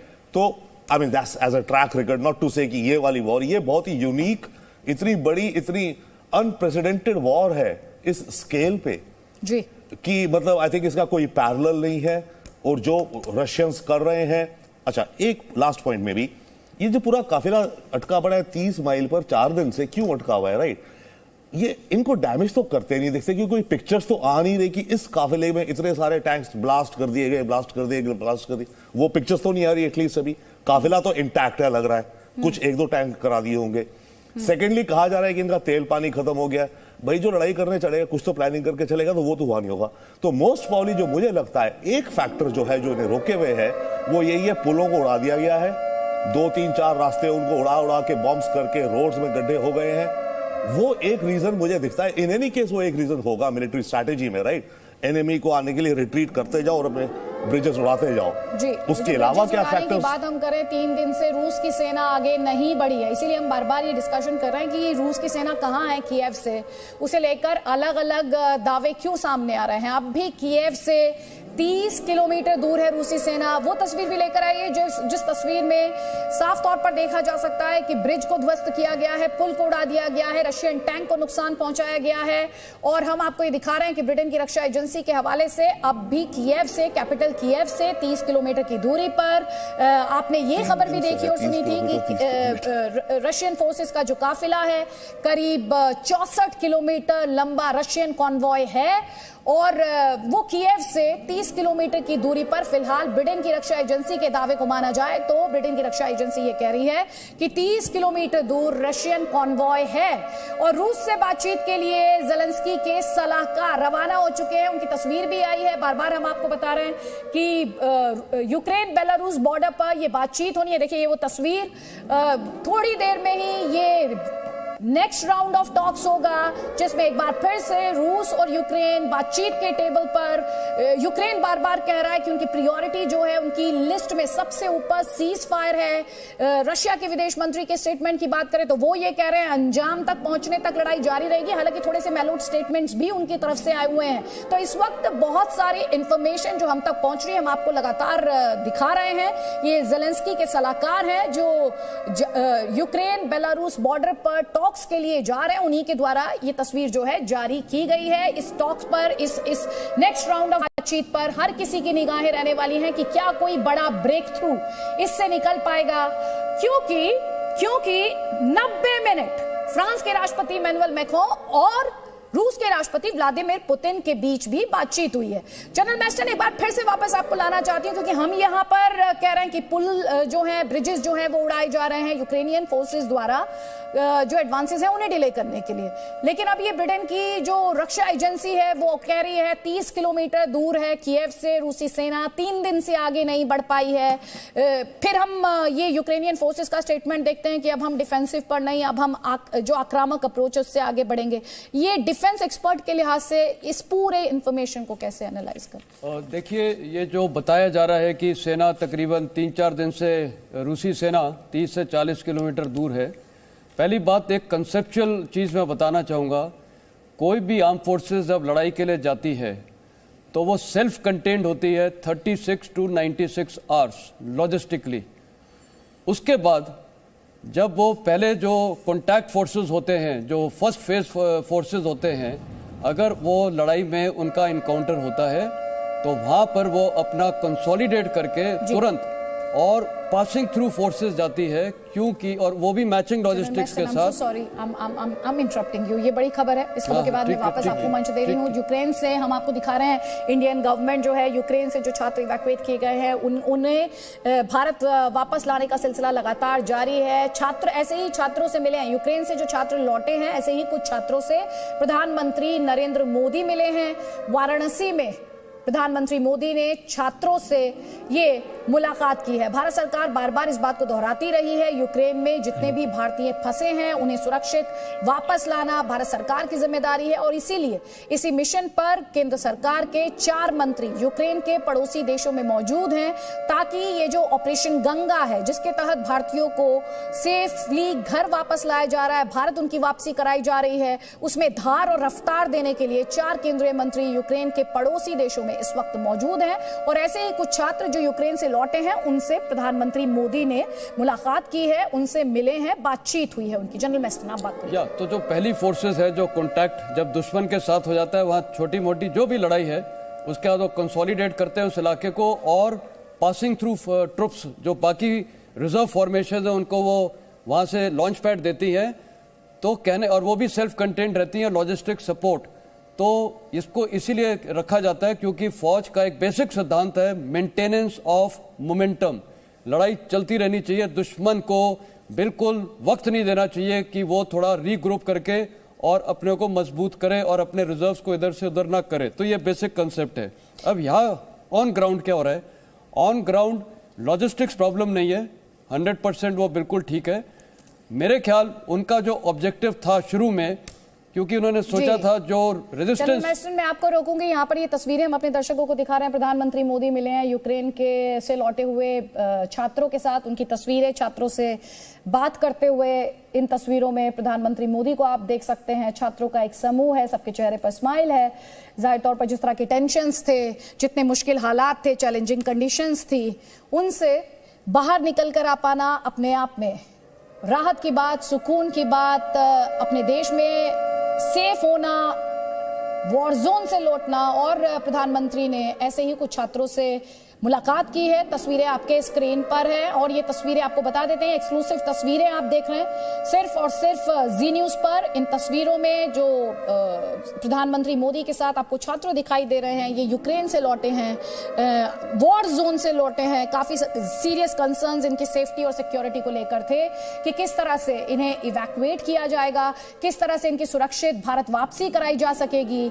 तो ये वो लकी छात्र हैं जो भारत पहुंच चुके हैं और इनकी प्रधानमंत्री मोदी से ये मुलाकात हुई है। चेहरे पर मुस्कुराहट, चेहरे पर राहत, परिवारों के लिए भी बहुत सुकून की बात और देश के लिए भी, क्योंकि एक दुखद खबर ये भी आई थी कि भारत ने जब अपने एक छात्र को खो दिया था खार्किव में, उसके बाद चिंताएं बहुत ज्यादा बढ़ गई थी। केंद्र सरकार के 4 मंत्री बार बार हम आपको बता रहे हैं इस वक्त यूक्रेन के पड़ोसी देशों में, ताकि भारतीय छात्रों की जो भारत वापसी है उसे स्मूथली इंश्योर किया जा सके। इन तस्वीरों में ये वाराणसी से तस्वीरें हैं प्रधानमंत्री की, यूक्रेन से जो छात्र लौटे हैं उनसे मिलते हुए प्रधानमंत्री मोदी की ये तस्वीरें सिर्फ और सिर्फ जी न्यूज पर आप देख पा रहे हैं। तो ऑपरेशन गंगा चलाया जा रहा है, इंडियन एयरफोर्स इन्वॉल्व है और इंडियन एम्बेसीज द्वारा कोऑर्डिनेट किया जा रहा है कि कैसे इन छात्रों को, जो छात्र फंस गए थे, उन्हें सेफली, सुरक्षित भारत वापस लाया जाए।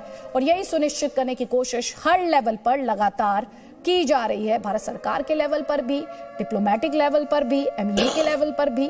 और तस्वीर जो आप देख रहे हैं वो प्रधानमंत्री मोदी की मुलाकात की तस्वीर है, उन छात्रों से मुलाकात की तस्वीर है जो सुरक्षित घर वापस लौट आए हैं। ये तस्वीरें सिर्फ और सिर्फ जी न्यूज पर।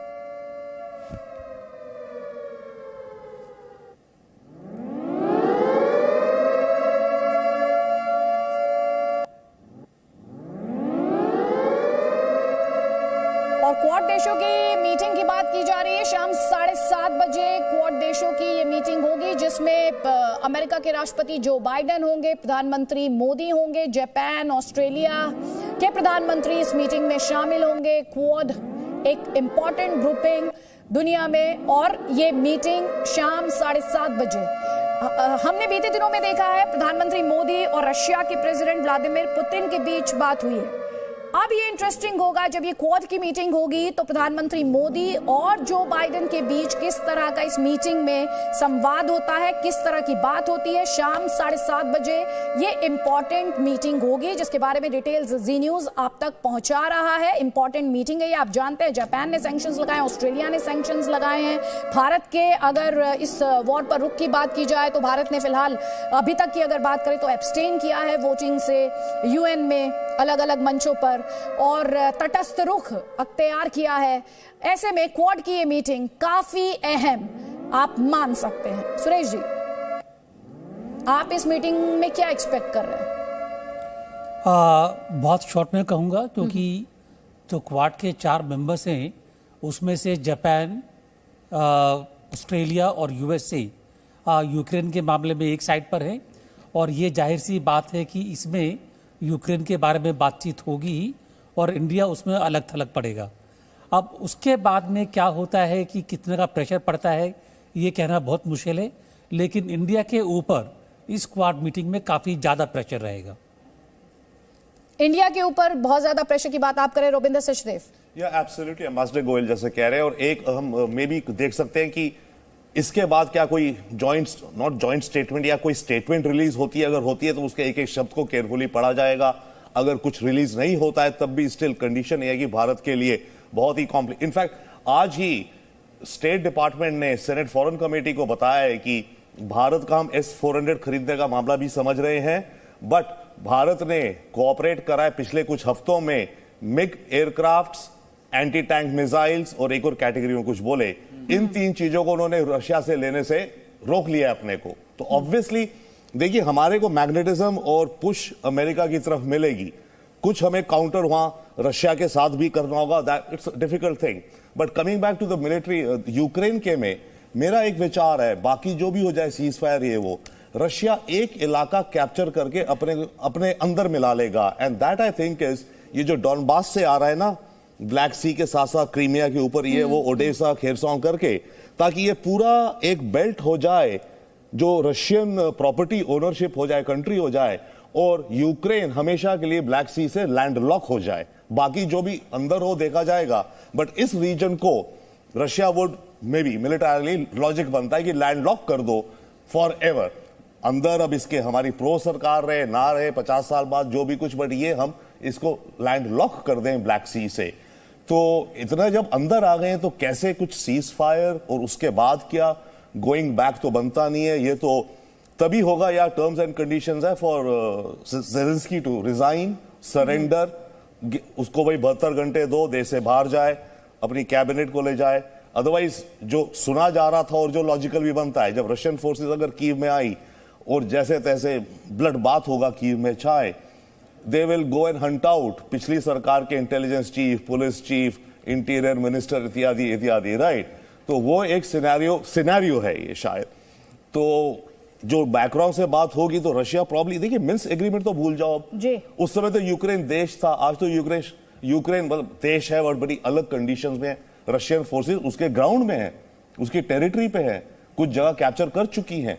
तो यूक्रेन से अब जो बातचीत होनी है वो केवल फिलहाल सीज फायर की होगी। पहले चलो कम से लड़ाई करो तो रुको, ब्लड बात तो रोको, राइट। अब उसको रोकने के लिए क्या कंडीशंस हैं और उसके बाद फिर क्या होना है, रूसी सेना वापस जानी है कि 60 किलोमीटर का ये जो ये बहुत इंपॉर्टेंट पॉइंट है जनरल मैस्टन, इस पर मैं आपका कमेंट चाहती हूँ। अपने अफगानिस्तान में टफ एक कॉन्फ्लिक्ट जोन्स का एक्सपीरियंस, लंबा एक्सपीरियंस आपके पास है। आपसे मैं समझना चाहती हूँ सीज फायर जिसकी बात प्रेसिडेंट ज़ेलेंस्की कह रहे हैं, वो उसकी संभावनाएं आपको कितनी लगती हैं? और जो भी इंपॉर्टेंट पॉइंट रविंदर जी ने भी उठाया, ये दोनों बातें यूक्रेन बार बार कर रहा है। वो कह रहा है इमीडिएट सीज फायर और रशियन फोर्सेस का विड्रॉल। अदिति, आपको याद होगा जो मैं पहला स्टेटमेंट दे रहा था, मैंने बोला था कि इस लड़ाई का एंड स्टेट क्या होगा, और फिर मैंने बोला था बाद में बात करेंगे, तो इन्होंने वो एंड स्टेट मेरा तकरीबन बता दिया है। अभी इस पर गिव एंड टेक होगा, कोई डाउट ही नहीं आती, बिकॉज अब कॉम्प्रोमाइजिंग स्टांस सबको करना पड़ेगा। मेरे ख्याल रूस ने अभी काफ़ी अच्छा कॉम्प्रोमाइजिंग स्टांस लिया, उनको एज अ लेजिटिमेट प्रेजेंट घोषित करके, और जो 2-3 चीज़ें मैंने बताई हैं। अब यूक्रेन को भी कॉम्प्रोमाइज़ करना पड़ेगा। देखिए यहाँ बहुत हार्ड बार्गेनिंग होगी। एज ऑन डेट क्रिमिया उनके पास है, वो उनको एक्सेप्ट करना पड़ेगा कि वो पार्ट ऑफ रशिया है। अब आ जाइए डॉनबैस में, तो डॉनबैस में जो सदर्न इलाका है वो भी उन्होंने जो वहाँ पर काफ़ी फोर्सेस निकाली और वहाँ एक टाउन कैप्चर कर लिया है, तो खिरसोन। तो मेरे ख्याल ये वाला इलाका, और मैं इनसे एग्री करता हूँ, ये भी शायद उनको शायद देना पड़े, होएगा नहीं वो मैं नहीं बता सकता हूँ। और जो डाउनबैस में खासकर जो डोनेट्स्क और लुगांस्क, उसको भी, तो ये कुछ इलाका जो ईस्टर्न यूक्रेनियन का इलाका है और सदर्न, ये शायद कॉम्प्रोमाइजिंग स्टांस पे आएगा और तभी ये लड़ाई का हल हो सकता है। अदरवाइज वो मेरे को फिर नहीं लगता है कि ये चलती रहेगी, क्योंकि उनको भी थोड़ा गिव करना पड़ेगा यूक्रेनियंस को, और यहाँ टेरिटोरियल कॉम्प्रोमाइज शायद करना पड़ेगा, नहीं तो मुश्किल है। ठीक, आप जनरल मैस्टर, मेरे पास आपके लिए एक और फॉलोअप क्वेश्चन, लेकिन उससे पहले मंजू जी का एक कमेंट यहाँ पर लेना चाहती हूँ। क्वाड की इंपॉर्टेंट मीटिंग मैम शाम 7:30 बजे, और जैसा कि अभी सुरेश जी ने भी पॉइंट आउट किया और रविंद्र जी ने भी पॉइंट आउट किया, 3 कंट्री ऐसी हैं जो यूक्रेन के साथ खड़ी है, और भारत न्यूट्रलिटी की बात कर रहा है, तटस्थता की बात कर रहा है। इस मीटिंग से, ये मीटिंग भारत के लिहाज से और इस वॉर के लिहाज से कितनी अहम है, इसके रेजोल्यूशन के लिहाज से? कौन सी, क्वाड वाली?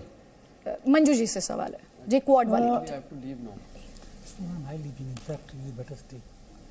क्वाड वाली मीटिंग में क्योंकि इंडिया ने अभी तक एब्सटेन किया है, आपने देखा है इस मुद्दे पर, तो एक ही तरफ है और तीनों देश एक तरफ हैं, तो प्रेशर तो डालेंगे इंडिया पे कि अपना थोड़ा सा कहीं सपोर्ट दीजिए, बट इंडिया को समझाना पड़ेगा कि हमें बैलेंसिंग एक्ट अभी करना है। हम दोनों देशों के साथ, दैट इज रूस एंड यूएस, और सब क्वाड मेंबर्स के साथ भी हम लोग अच्छे ताल्लुकात हैं हमारे, लेकिन प्रेशर तो जरूर डालेगा कि आप हमारी तरफ आइए और रूस को कंडेम करिए। लेकिन अगर आप देखेंगे थोड़ा बहुत हमारा भी जो स्टैंड है थोड़ा सा चेंज हुआ है। हमने कहा है कि इमीडिएट सेसेशन ऑफ वॉर और रिटर्न टू डिप्लोमेटिक, जो हम डिप्लोमेसी की बात करें तो शुरू से कर रहे हैं, लेकिन उसके ऊपर भी हमने ये भी कहा है कि ये वॉर बंद होनी चाहिए और ये बिल्कुल हॉस्टिलिटीज जो हैं बंद होनी चाहिए। लेकिन मुझे लग रहा है पीएम ने जब प्रेसिडेंट पुतिन के साथ बात की है तब भी उन्होंने कहा है, जो रिपोर्ट आई है कि उनको कहा है कि ये वॉर आपको जो अटैक्स हैं बंद करने चाहिए, और साथ ही में जो नेगोशिएशंस हैं और डिप्लोमेसी को चांस देनी चाहिए, और हमारे जो स्टूडेंट्स हैं वहाँ के लिए सेफ पैसेज। तो ये सब मुद्दों पे बात हुई थी। और क्वाड में जो बात होगी, जैसे और पैनलिस्ट ने भी कहा है, ये बहुत ही इम्पोर्टेंट है, और हो सकता है कि रूस की तरफ से या रूस का पॉइंट ऑफ व्यू जो सिक्योरिटी उनका एंगल है, शायद इंडिया उसकी बात करेगा कि उनके सिक्योरिटी की भी we have to keep that in mind कि उनका भी सिक्योरिटी कंसर्न्स एड्रेस किया जाए, तो शायद कोई नतीजा निष्कर्ष निकले इन बातों से। जनरल मैस्टर, एक सवाल, क्योंकि लगातार दर्शकों का हमारे पास वो उनके जहन में जो सवाल है, एक सवाल जो लोगों के मन में इस वक्त है वो है रशिया की तरफ से जो लेटेस्ट स्टेटमेंट आया, खासतौर पर ये कहते हुए कि न्यूक्लियर वॉर की बात तो हमने की नहीं, ये बात तो नेटो ने की, ये बात तो यूक्रेन ने की थी। क्या माना जाए उस फ्रंट पर दुनिया के लिए थोड़ी सी राहत है? जो न्यूक्लियर वॉर का खतरा या आशंकाएं जताई जा रही थी उसको एवर्ट कर दिया गया है, कम से कम डिप्लोमेसी के जरिए। बिल्कुल राहत है, और मैं तो शुरू से ही ये मेरा पर्सनल ओपिनियन है कि ये सिर्फ रिटोरिक स्टेटमेंट थे, थोड़ा शो ऑफ स्ट्रेंथ था, वो जो ब्रीफकेस वगैरह दिखाई थी, क्योंकि न्यूक्लियर वॉर तो लास्ट रिजॉर्ट है, जब सब कुछ ख़त्म है उसके बाद। तो ये बहुत प्री मैच्योर स्टेटमेंट था। तो इसमें मेरे ख्याल किसी भी देश को इतनी चिंता नहीं करनी थी, और मेरे ख्याल वेस्ट और नाटो उन्होंने इस पर ज़्यादा गौर भी नहीं किया था, थोड़ी अपनी ओपिनियन प्रकट किया था, पर वो इतना रिएक्ट नहीं किए थे, तो ज़्यादा घबराने की बात नहीं थी। और मेरे ख्याल अभी सबको सांस मतलब जो आपने बोला है सबके लिए बेहतर है, देश के लिए बेहतर है। एक और जो बहुत ही इंपॉर्टेंट सवाल यहाँ पर उठता है और वो ये है, मैं आपसे एयर डिफेंस कैपेबिलिटीज यूक्रेन की भी बात करना चाहती हूँ और रशिया की भी बात करना चाहती हूँ। जाहिर तौर पर सुपीरियर है, नो डाउट अबाउट इट, लेकिन यूक्रेन द्वारा बार बार ये दावा किया जा रहा है कि हमने रशिया का ये फाइटर जेट मार गिराया, हमने रशिया को यहाँ पर ये नुकसान पहुंचाया। ये एयर कैपेबिलिटीज जो हैं वो यूक्रेन के पास फिलहाल कितनी है, और जो वो 64 किलोमीटर लंबा काफिला है वो कैसे 64 किलोमीटर लंबा काफिला इस तरह से अपने वजूद को रिटेन कर सकता है, ये भी सवाल होगा। ये इसे लेके भी बहुत क्यूरियोसिटी है, क्या वहां पर स्ट्राइक्स नहीं किए जा रहे, क्या है? देखिए, जहाँ तक एयर कैपेबिलिटी का सवाल है, दोनों देश में, रशिया तो खैर बहुत एडवांस है, S-400 मिसाइल्स जो हैं वो पूरे विश्व को पता है, इनके पास भी शायद S-300 है, कितनी मात्रा में मेरे को नहीं पता है। पर देखिए, जब एयर सुप्रीमेसी पहले या दूसरे दिन के वॉर में अचीव हो गई थी, तो उसके बाद जाहिर है कि जितने भी इनके ग्राउंड बेस्ड हथियार हैं, जो सरफेस टू सरफेस मिसाइल्स हैं, सब डिस्ट्रॉय हो चुके होंगे। लेकिन बीच बीच में ये रिपोर्ट आती हैं कि एक आध जहाज़ और हेलीकॉप्टर इन्होंने डाउन कर दिया है, तो शायद कुछ स्ट्रिंजर मिसाइल्स हैं या कुछ इन्होंने S-300 कहीं रखे होंगे और वो बीच बीच में यूज़ कर रहे हैं। तो एयर डिफेंस कैपेबिलिटी वाइज कोई शक ही नहीं है, Russia is very very and far superior. और ये जो कीव में हमने देखा, जो हमने रेलवे स्टेशन पर भी रशियन स्ट्राइक्स की वो तस्वीर प्लीज दिखाएं जरा दर्शकों को, वो तस्वीर में उस पर भी आपसे एक एज अ डिफेंस एक्सपर्ट आपकी ओपिनियन चाहती हूँ। रेलवे स्टेशन कीव में, साउथ में, वहां पर रशियन स्ट्राइक्स की जा रही है, इसीलिए मैंने वो सवाल आपसे पूछा कि कितने एयर कैपेबिलिटीज जो है। देखिए, अब यूक्रेन के चर्नीहिव से बड़ी खबर आ रही है, रॉकेट से हमला किया गया है, हमले में कई इमारतों को तबाह कर दिया गया है, रॉकेट से ये स्ट्राइक की गई है, कई इमारतें तबाह, और ये तस्वीरें रिकॉर्ड हुई हैं। तस्वीरें जो रिकॉर्ड हुई हैं वो जी न्यूज आप तक पहुंचाएगा। लेकिन वापस वही सवाल, रशिया स्ट्राइक कर पा रहा है और उसकी स्ट्राइक्स में तेजी देखी जा रही है, क्या वो इस तरफ इशारा कर रहा है कि लिमिटेड पॉकेट्स हैं जहां पर यूक्रेनियन फोर्सेस के पास ये एयर कैपेबिलिटी है, या दोनों के पास है और लड़ाई उस लेवल पर भी होगी? देखिए, एयर टारगेटिंग से बेटर तो मिसाइल्स, क्रूज मिसाइल्स हैं, क्योंकि वो तो अपने होमलैंड से वो फायर कर रहे हैं, तो वो अपने एयरक्राफ्ट्स को क्यों लेके आएंगे और रिस्क में लगाना चाहेंगे। तो अगर वो, जैसे कल इन्होंने एयरबॉर्न डिवीजन को लॉन्च किया था, एयरबॉर्न फोर्सेस को नॉर्थ ईस्ट ऑफ कीव में, तो उस समय उन्होंने प्रॉपर एयर प्रोटेक्शन दिया होगा और कोई उसमें एयरक्राफ्ट इनका डैमेज नहीं हुआ था। तो एयर कैपेबिलिटी वाइज इनका टोटल सुप्रीमेसी है, मैं सुपीरियरिटी भी नहीं बोल रहा हूँ, सुप्रीमेसी है। और देयरफॉर इसीलिए वो आपने जो 64 किलोमीटर का वो जो कॉन्वॉय का बोला था, मैंने परसों भी शायद बताया था, इतने क्लोज है, कोई फौज ऐसे नहीं चलती है। तो वो दिखा रहा है कि टोटल अनहिंडर्ड मूवमेंट इसीलिए है क्योंकि कोई दबाव ही नहीं है एयर का ऊपर से, मतलब कौन सी एयर का, यूक्रेनियन एयर का। तो उस लिहाज से रशिया को काफ़ी एडवांटेज है और ये एडवांटेज लड़ाई में बहुत है, और इसीलिए इनकी फोर्सेस, आपने रशियन ट्रूप्स को देखा होगा, काफ़ी खुले में घूम भी रहे हैं, तो उनको एयर से बिल्कुल खतरा नहीं है। ठीक, ये बहुत इंपॉर्टेंट पॉइंट है, बहुत इंपॉर्टेंट पॉइंट है। हमारे साथ कुलदीप जी है, कैपिटल कीव से लगातार हमारे साथ हैं। कुलदीप जी, इस वक्त आपके पास क्या तस्वीरें हैं और इन्फॉर्मेशन क्या आप हमें बता सकते हैं? मैं इस समय आपको सिर्फ यहाँ की सुपरमार्केट दिखाने के लिए लाया हूँ कि यहाँ पे सब खुला हुआ है, आपको जो खाने का सामान चाहिए आप लोग यहाँ पे ले सकते हैं। देखिए, क्योंकि मैं सुपरमार्केट में आया था थोड़ी देर के लिए, तो ये देखिए अभी 4 बम गिरे हैं यहाँ पे लेफ्ट बैंक में। ये देखिए सुपरमार्केट, देखिए यहाँ पर सब कुछ अवेलेबल है, देखिए। और सिर्फ एक मैं आपको इनका वो दिखाता हूँ कि इन्होंने किसी भी सुपरमार्केट में, देखिए वॉर चल रहा है, ये देखिए वॉर के चलते इन्होंने सब शराब बेचनी यहाँ पर बंद कर दी है। शराब किसी भी दुकान पे आपको नहीं बेची जा रही है। ये देखिए, ये यहाँ पर वाइन की बोतल्स जो देख रहे हैं आपको, इनको कवर कर दिया गया है, देख रहे हैं? जी जी, हम तस्वीरें देख पा रहे हैं। ये देखिए कि आपको खाने का जो भी सामान चाहिए वो सब अवेलेबल है आपके लिए, लेकिन शराब वाइन वगैरह वो जगह को बंद कर दिया गया है कि वो चीज नहीं बेचेंगे, सिर्फ जरूरत की चीजें दी जा रही हैं।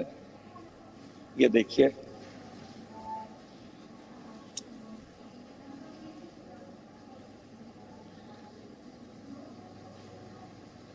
जरूरत की हर चीज अवेलेबल है।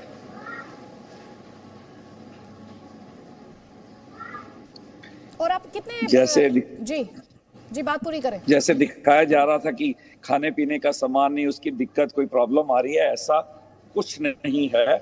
आप सुपरमार्केट पे जाके जो आपको सामान चाहिए आप खरीद सकते हैं। सुपरमार्केट में आपको लोगों की कितनी मौजूदगी दिखाई दे रही है? क्योंकि इन तस्वीरों में तो हम लोगों को नहीं देख पा रहे हैं। क्या लोग घर में जो ये एसेंशियल खाने की चीजें हैं इन्हें स्टोर कर रहे हैं या फिर लाइफ एज नॉर्मल है? और साथ ही कुलदीप जी, हम अपने दर्शकों को ये भी बता रहे हैं कि रूसी सेना को खदेड़ने का दावा किया जा रहा है बूखा शहर से यूक्रेनियन फोर्सेस द्वारा। कहा जा रहा है बूखा में यूक्रेनियन झंडा जो है वो फहराया गया है। दोबारा कब्जे का दावा किया जा रहा है यूक्रेन द्वारा बूखा शहर पर। कुलदीप जी, आप बात पूरी करें। हाँ जी, वो बिल्कुल ठीक इंफॉर्मेशन है जो आप बोल रहे हैं, वो इंफॉर्मेशन बिल्कुल करेक्ट है। नहीं, मैं आपसे जो एसेंशियल फूड आइटम्स हैं, क्या लोगों में इस तरह की फीलिंग है कि फूड आइटम्स को स्टोर किया जाए, आने वाले दिनों में कुछ भी हो सकता है, या आपको लग रहा है कि लोगों को भरोसा है कि यूक्रेनियन फोर्सेस इतने तैयार हैं कि वो किसी भी चैलेंज को से पार पा सकते हैं? देखिए, एक तो भरोसा है, दूसरा ये लोग स्टोर कर चुके हैं। अब क्या है, जब ये देखते हैं जो चीज अवेलेबल है ना, तो उस चीज को ये लोग खरीद रहे हैं ताकि मतलब जो हमने खर्च हो गया अभी मिल रहा है हमसे, तो उस चीज को खरीदो, दोबारा हमारे पास स्टॉक रहेगा। तो ऐसा सिस्टम है इनका इस समय। ये देखिए, कुछ मारो मार ऐसी नहीं पड़ी हुई कि यहाँ पे भीड़ों भाड़ आ गई है एकदम से। लोग हैं, तकरीबन 20-50 लोग हैं यहाँ पर। ये देखिए कि छोटी मेरे घर के पास ये एक छोटी सुपरमार्केट है, 20-50 लोग हैं जो खरीद रहे हैं यहाँ पे सामान। ऐसा नहीं है कि एकदम से खाली कर दिया इन्होंने सब कुछ, ऐसा कुछ भी नहीं है।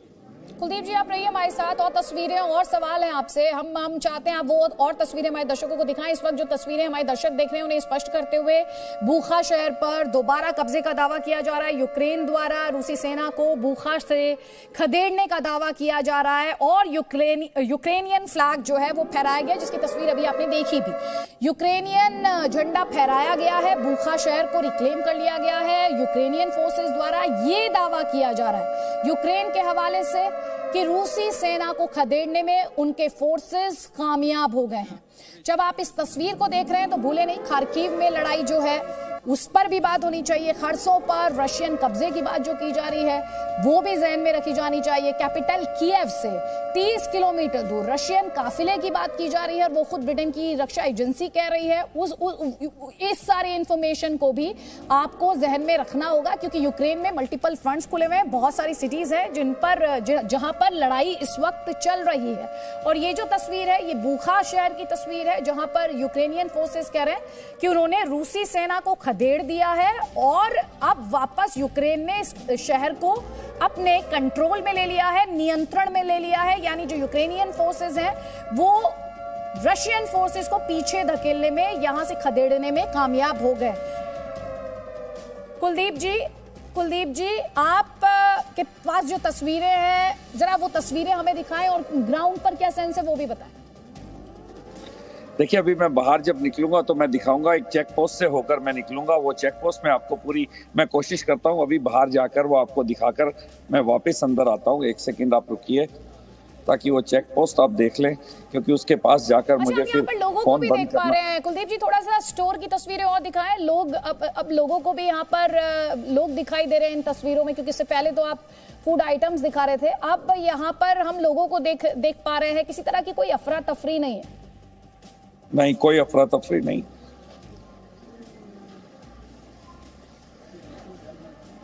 तो अब कितना टाइम है ये कर्फ्यू? 7 बजे से कर्फ्यू लगना है, कितना वक्त है? ये स्टोर्स सब क्लोज हो जाएंगे, उससे पहले कितना वक्त है लोगों के पास? स्कूल का प्रेमिया मेरे ख्याल से अभी 2 बजे होंगे, 2 आधा। हाँ 3 बजने में मेरे ख्याल से 14:20 हुए हैं अभी मेरे ख्याल से। किसी से पूछा, क्योंकि मेरा फोन पे मुझे अभी मैं आपको एक बाहर का थोड़ा सा वो दिखाता हूँ, देखिए जरा, ये आप देख ही रहे होंगे, ये देखिए आप देख रहे हैं, क्योंकि इसके बाद मुझे फोन बंद करना पड़ेगा, फिर मैं दोबारा से आपको कनेक्ट करूंगा। ये जाते जाते जब देखेंगे तो मेरा फोन बंद कर देंगे। आप देख पा रहे हैं सबको? जी जी जी जी, हम देख पा रहे हैं, हम तस्वीरें हमें लगातार मिल रही हैं।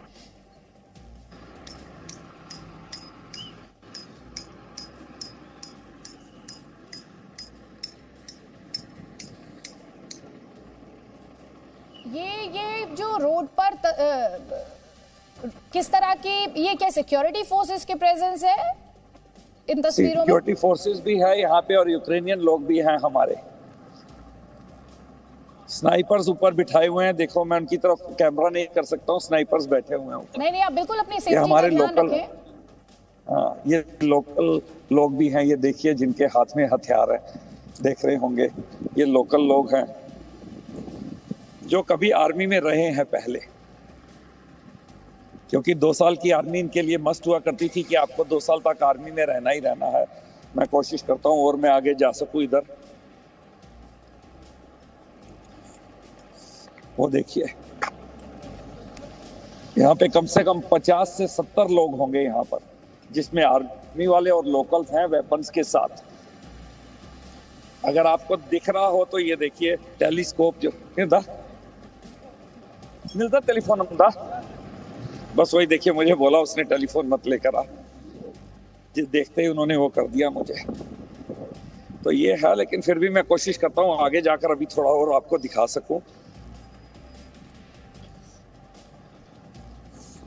ये देखिए यहाँ से हम लोग देख सकते हैं, आप देख पा रहे हैं यहाँ से? जी जी, हम देख पा रहे हैं कुलदीप जी, हम देख पा रहे हैं। और हाँ देखिए ये लोग छुपे हुए हैं, मुझे लगता है इस तरफ कुछ लोग, ये देखिए कैसे इन्होंने पोजीशन ली हुई है।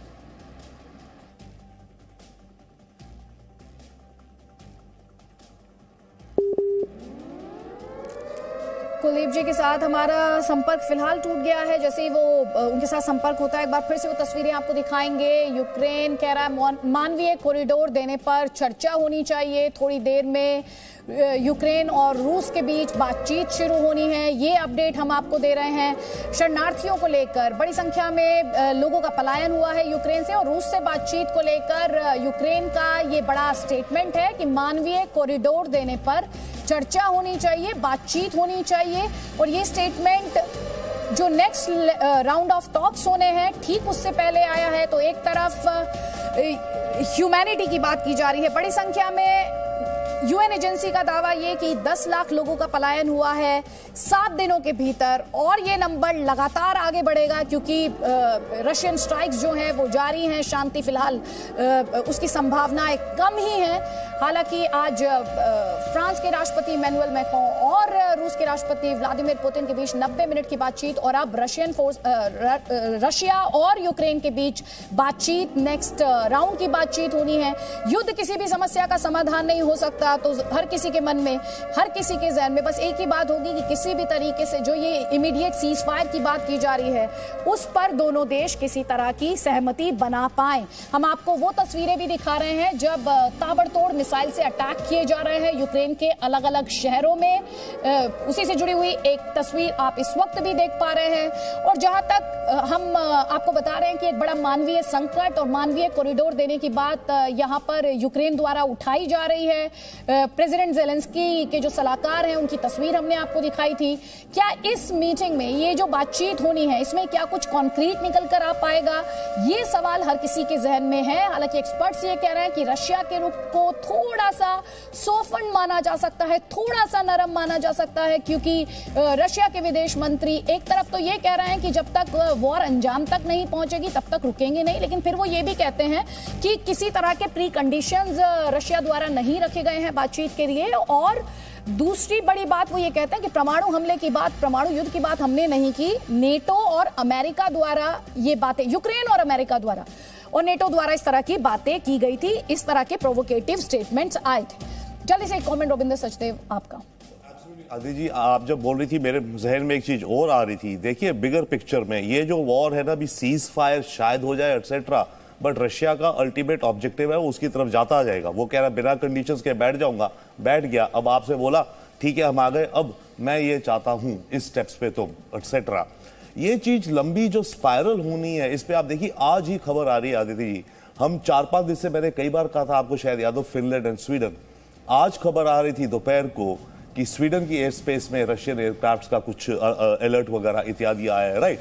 तो अगर वंस अगेन बड़ी पिक्चर में हम देखें हो क्या रहा है, तो अगर रशिया को ये डर है कि मेरी बॉर्डर्स पे मेरे को नेटो नहीं रहा, राइट, तो यूक्रेन जिस भी कंडीशन में मेस में रहेगा, जो भी वो अलग रखिए, फिनलैंड भी तो शेयर करता है और फिनलैंड भी नेटो का मेंबर नहीं है। तो रशिया को लॉजिकली, इस लॉजिक से, राइट, दुनिया पूरी यही कह रही है और रशिया खुद कह रहा है, दुनिया छोड़ो, रशिया ये कह रहा है नेटो मुझे घेरना बंद करो, नए मेंबर्स मत बनाओ। तो अभी यूक्रेन के चक्कर में इतना चल रहा है, तो फिनलैंड भी जो बात कर रहा है, तो रशिया का कॉन्फ्लिक्ट वहां भी आएगा फिनलैंड और स्वीडन के साथ। कितनी जल्दी आता है, कितनी देर में आता है, बात अलग है। सो कमिंग बैक, मेरे विचार से अगर हम इस थियरी और ये जो लॉजिक और रशियंस कह रहे थे बार बार को देखें, तो यूक्रेन में भी रशियन फोर्सेस विड्रॉ तो इम्पॉसिबल, भूल जाइए। एट मोस्ट जो एग्री करेंगे, टॉक्स होगी, चलो सीज फायर, और सीज फायर भी रशिया बोलेगा मेरी शर्तों। उसकी संभावना भी आपको कितनी लगती है संक्षेप में? सॉरी, उसकी संभावना आपको कितनी लगती है? सीज फायर की संभावना जो कि प्रेसिडेंट ज़ेलेंस्की ने कहा प्रायोरिटी लिस्ट में सबसे ऊपर है। सीज फायर के लिए जो कंडीशंस लगाएंगे रशियंस, वो यूक्रेनियंस नहीं मानेंगे। ये कंडीशंस लगाएंगे, ज़ेलेंस्की को बोलो रिजाइन करे और समथिंग लाइक दैट, राइट, या तुम साइन करो ये दिस थिंग कि हम नेटो कभी ज्वाइन नहीं करेंगे, पहला स्टेप, फिर दूसरा स्टेप, तीसरा स्टेप। तो आई डाउट कि सीज फायर की कंडीशंस को यूक्रेनियंस मानेंगे। सो ऑब्वियसली ये चलता रहेगा। तो आप भी टॉक्स को लेकर रुपिंदर सचदेव बहुत ज्यादा ऑप्टिमिस्टिक नहीं, लेकिन उम्मीद पर दुनिया कायम है। ये जिस तरह की विध्वंस की, विनाश की तस्वीरें, डिस्ट्रक्शन, लोगों की जान जा रही है, सिविलियंस की मौत हो रही है, महिलाएं, बच्चे, उन्हें टारगेट करने के आरोप लग रहे हैं, वॉर क्राइम्स की बात की जा रही है, बार बार इस बात को दोहराते हुए कि युद्ध किसी भी समस्या का समाधान नहीं हो सकता। फाइनली जो सोल्यूशन आएगी वो बातचीत से आएगी। इस उम्मीद के साथ आज जो टॉक्स होंगे वो खुले मन से होंगे और कम से कम सीज फायर की दिशा में कोई बड़ा कदम उठाया जाएगा। ये बड़ी कवरेज, तस्वीरें, जानकारी और विश्लेषण लगातार जारी है। कीव से ग्राउंड रिपोर्टिंग आपने देखी, कीव में, कैपिटल कीव में क्या माहौल है वो हम आप तक लगातार पहुंचा रहे हैं। कुलदीप जी ग्राउंड रिपोर्ट से तस्वीरें आपको दिखा रहे हैं कि वहां पर सिक्योरिटी फोर्सेस की क्या प्रेजेंस है, जो सिविलियंस है वहां पर उनमें क्या अंडरस्टैंडिंग है। अभी उन्होंने एक तस्वीर दिखाई थी जिसमें उन्होंने दिखाया कि कैसे सिक्योरिटी फोर्सेस तो अपने वेपन्स के साथ हैं ही, एक सिविलियन भी अपनी जो गन थी उसके साथ दिखाई दिया था। ये बड़ी कवरेज लगातार जारी है, आप रहिए हमारे साथ।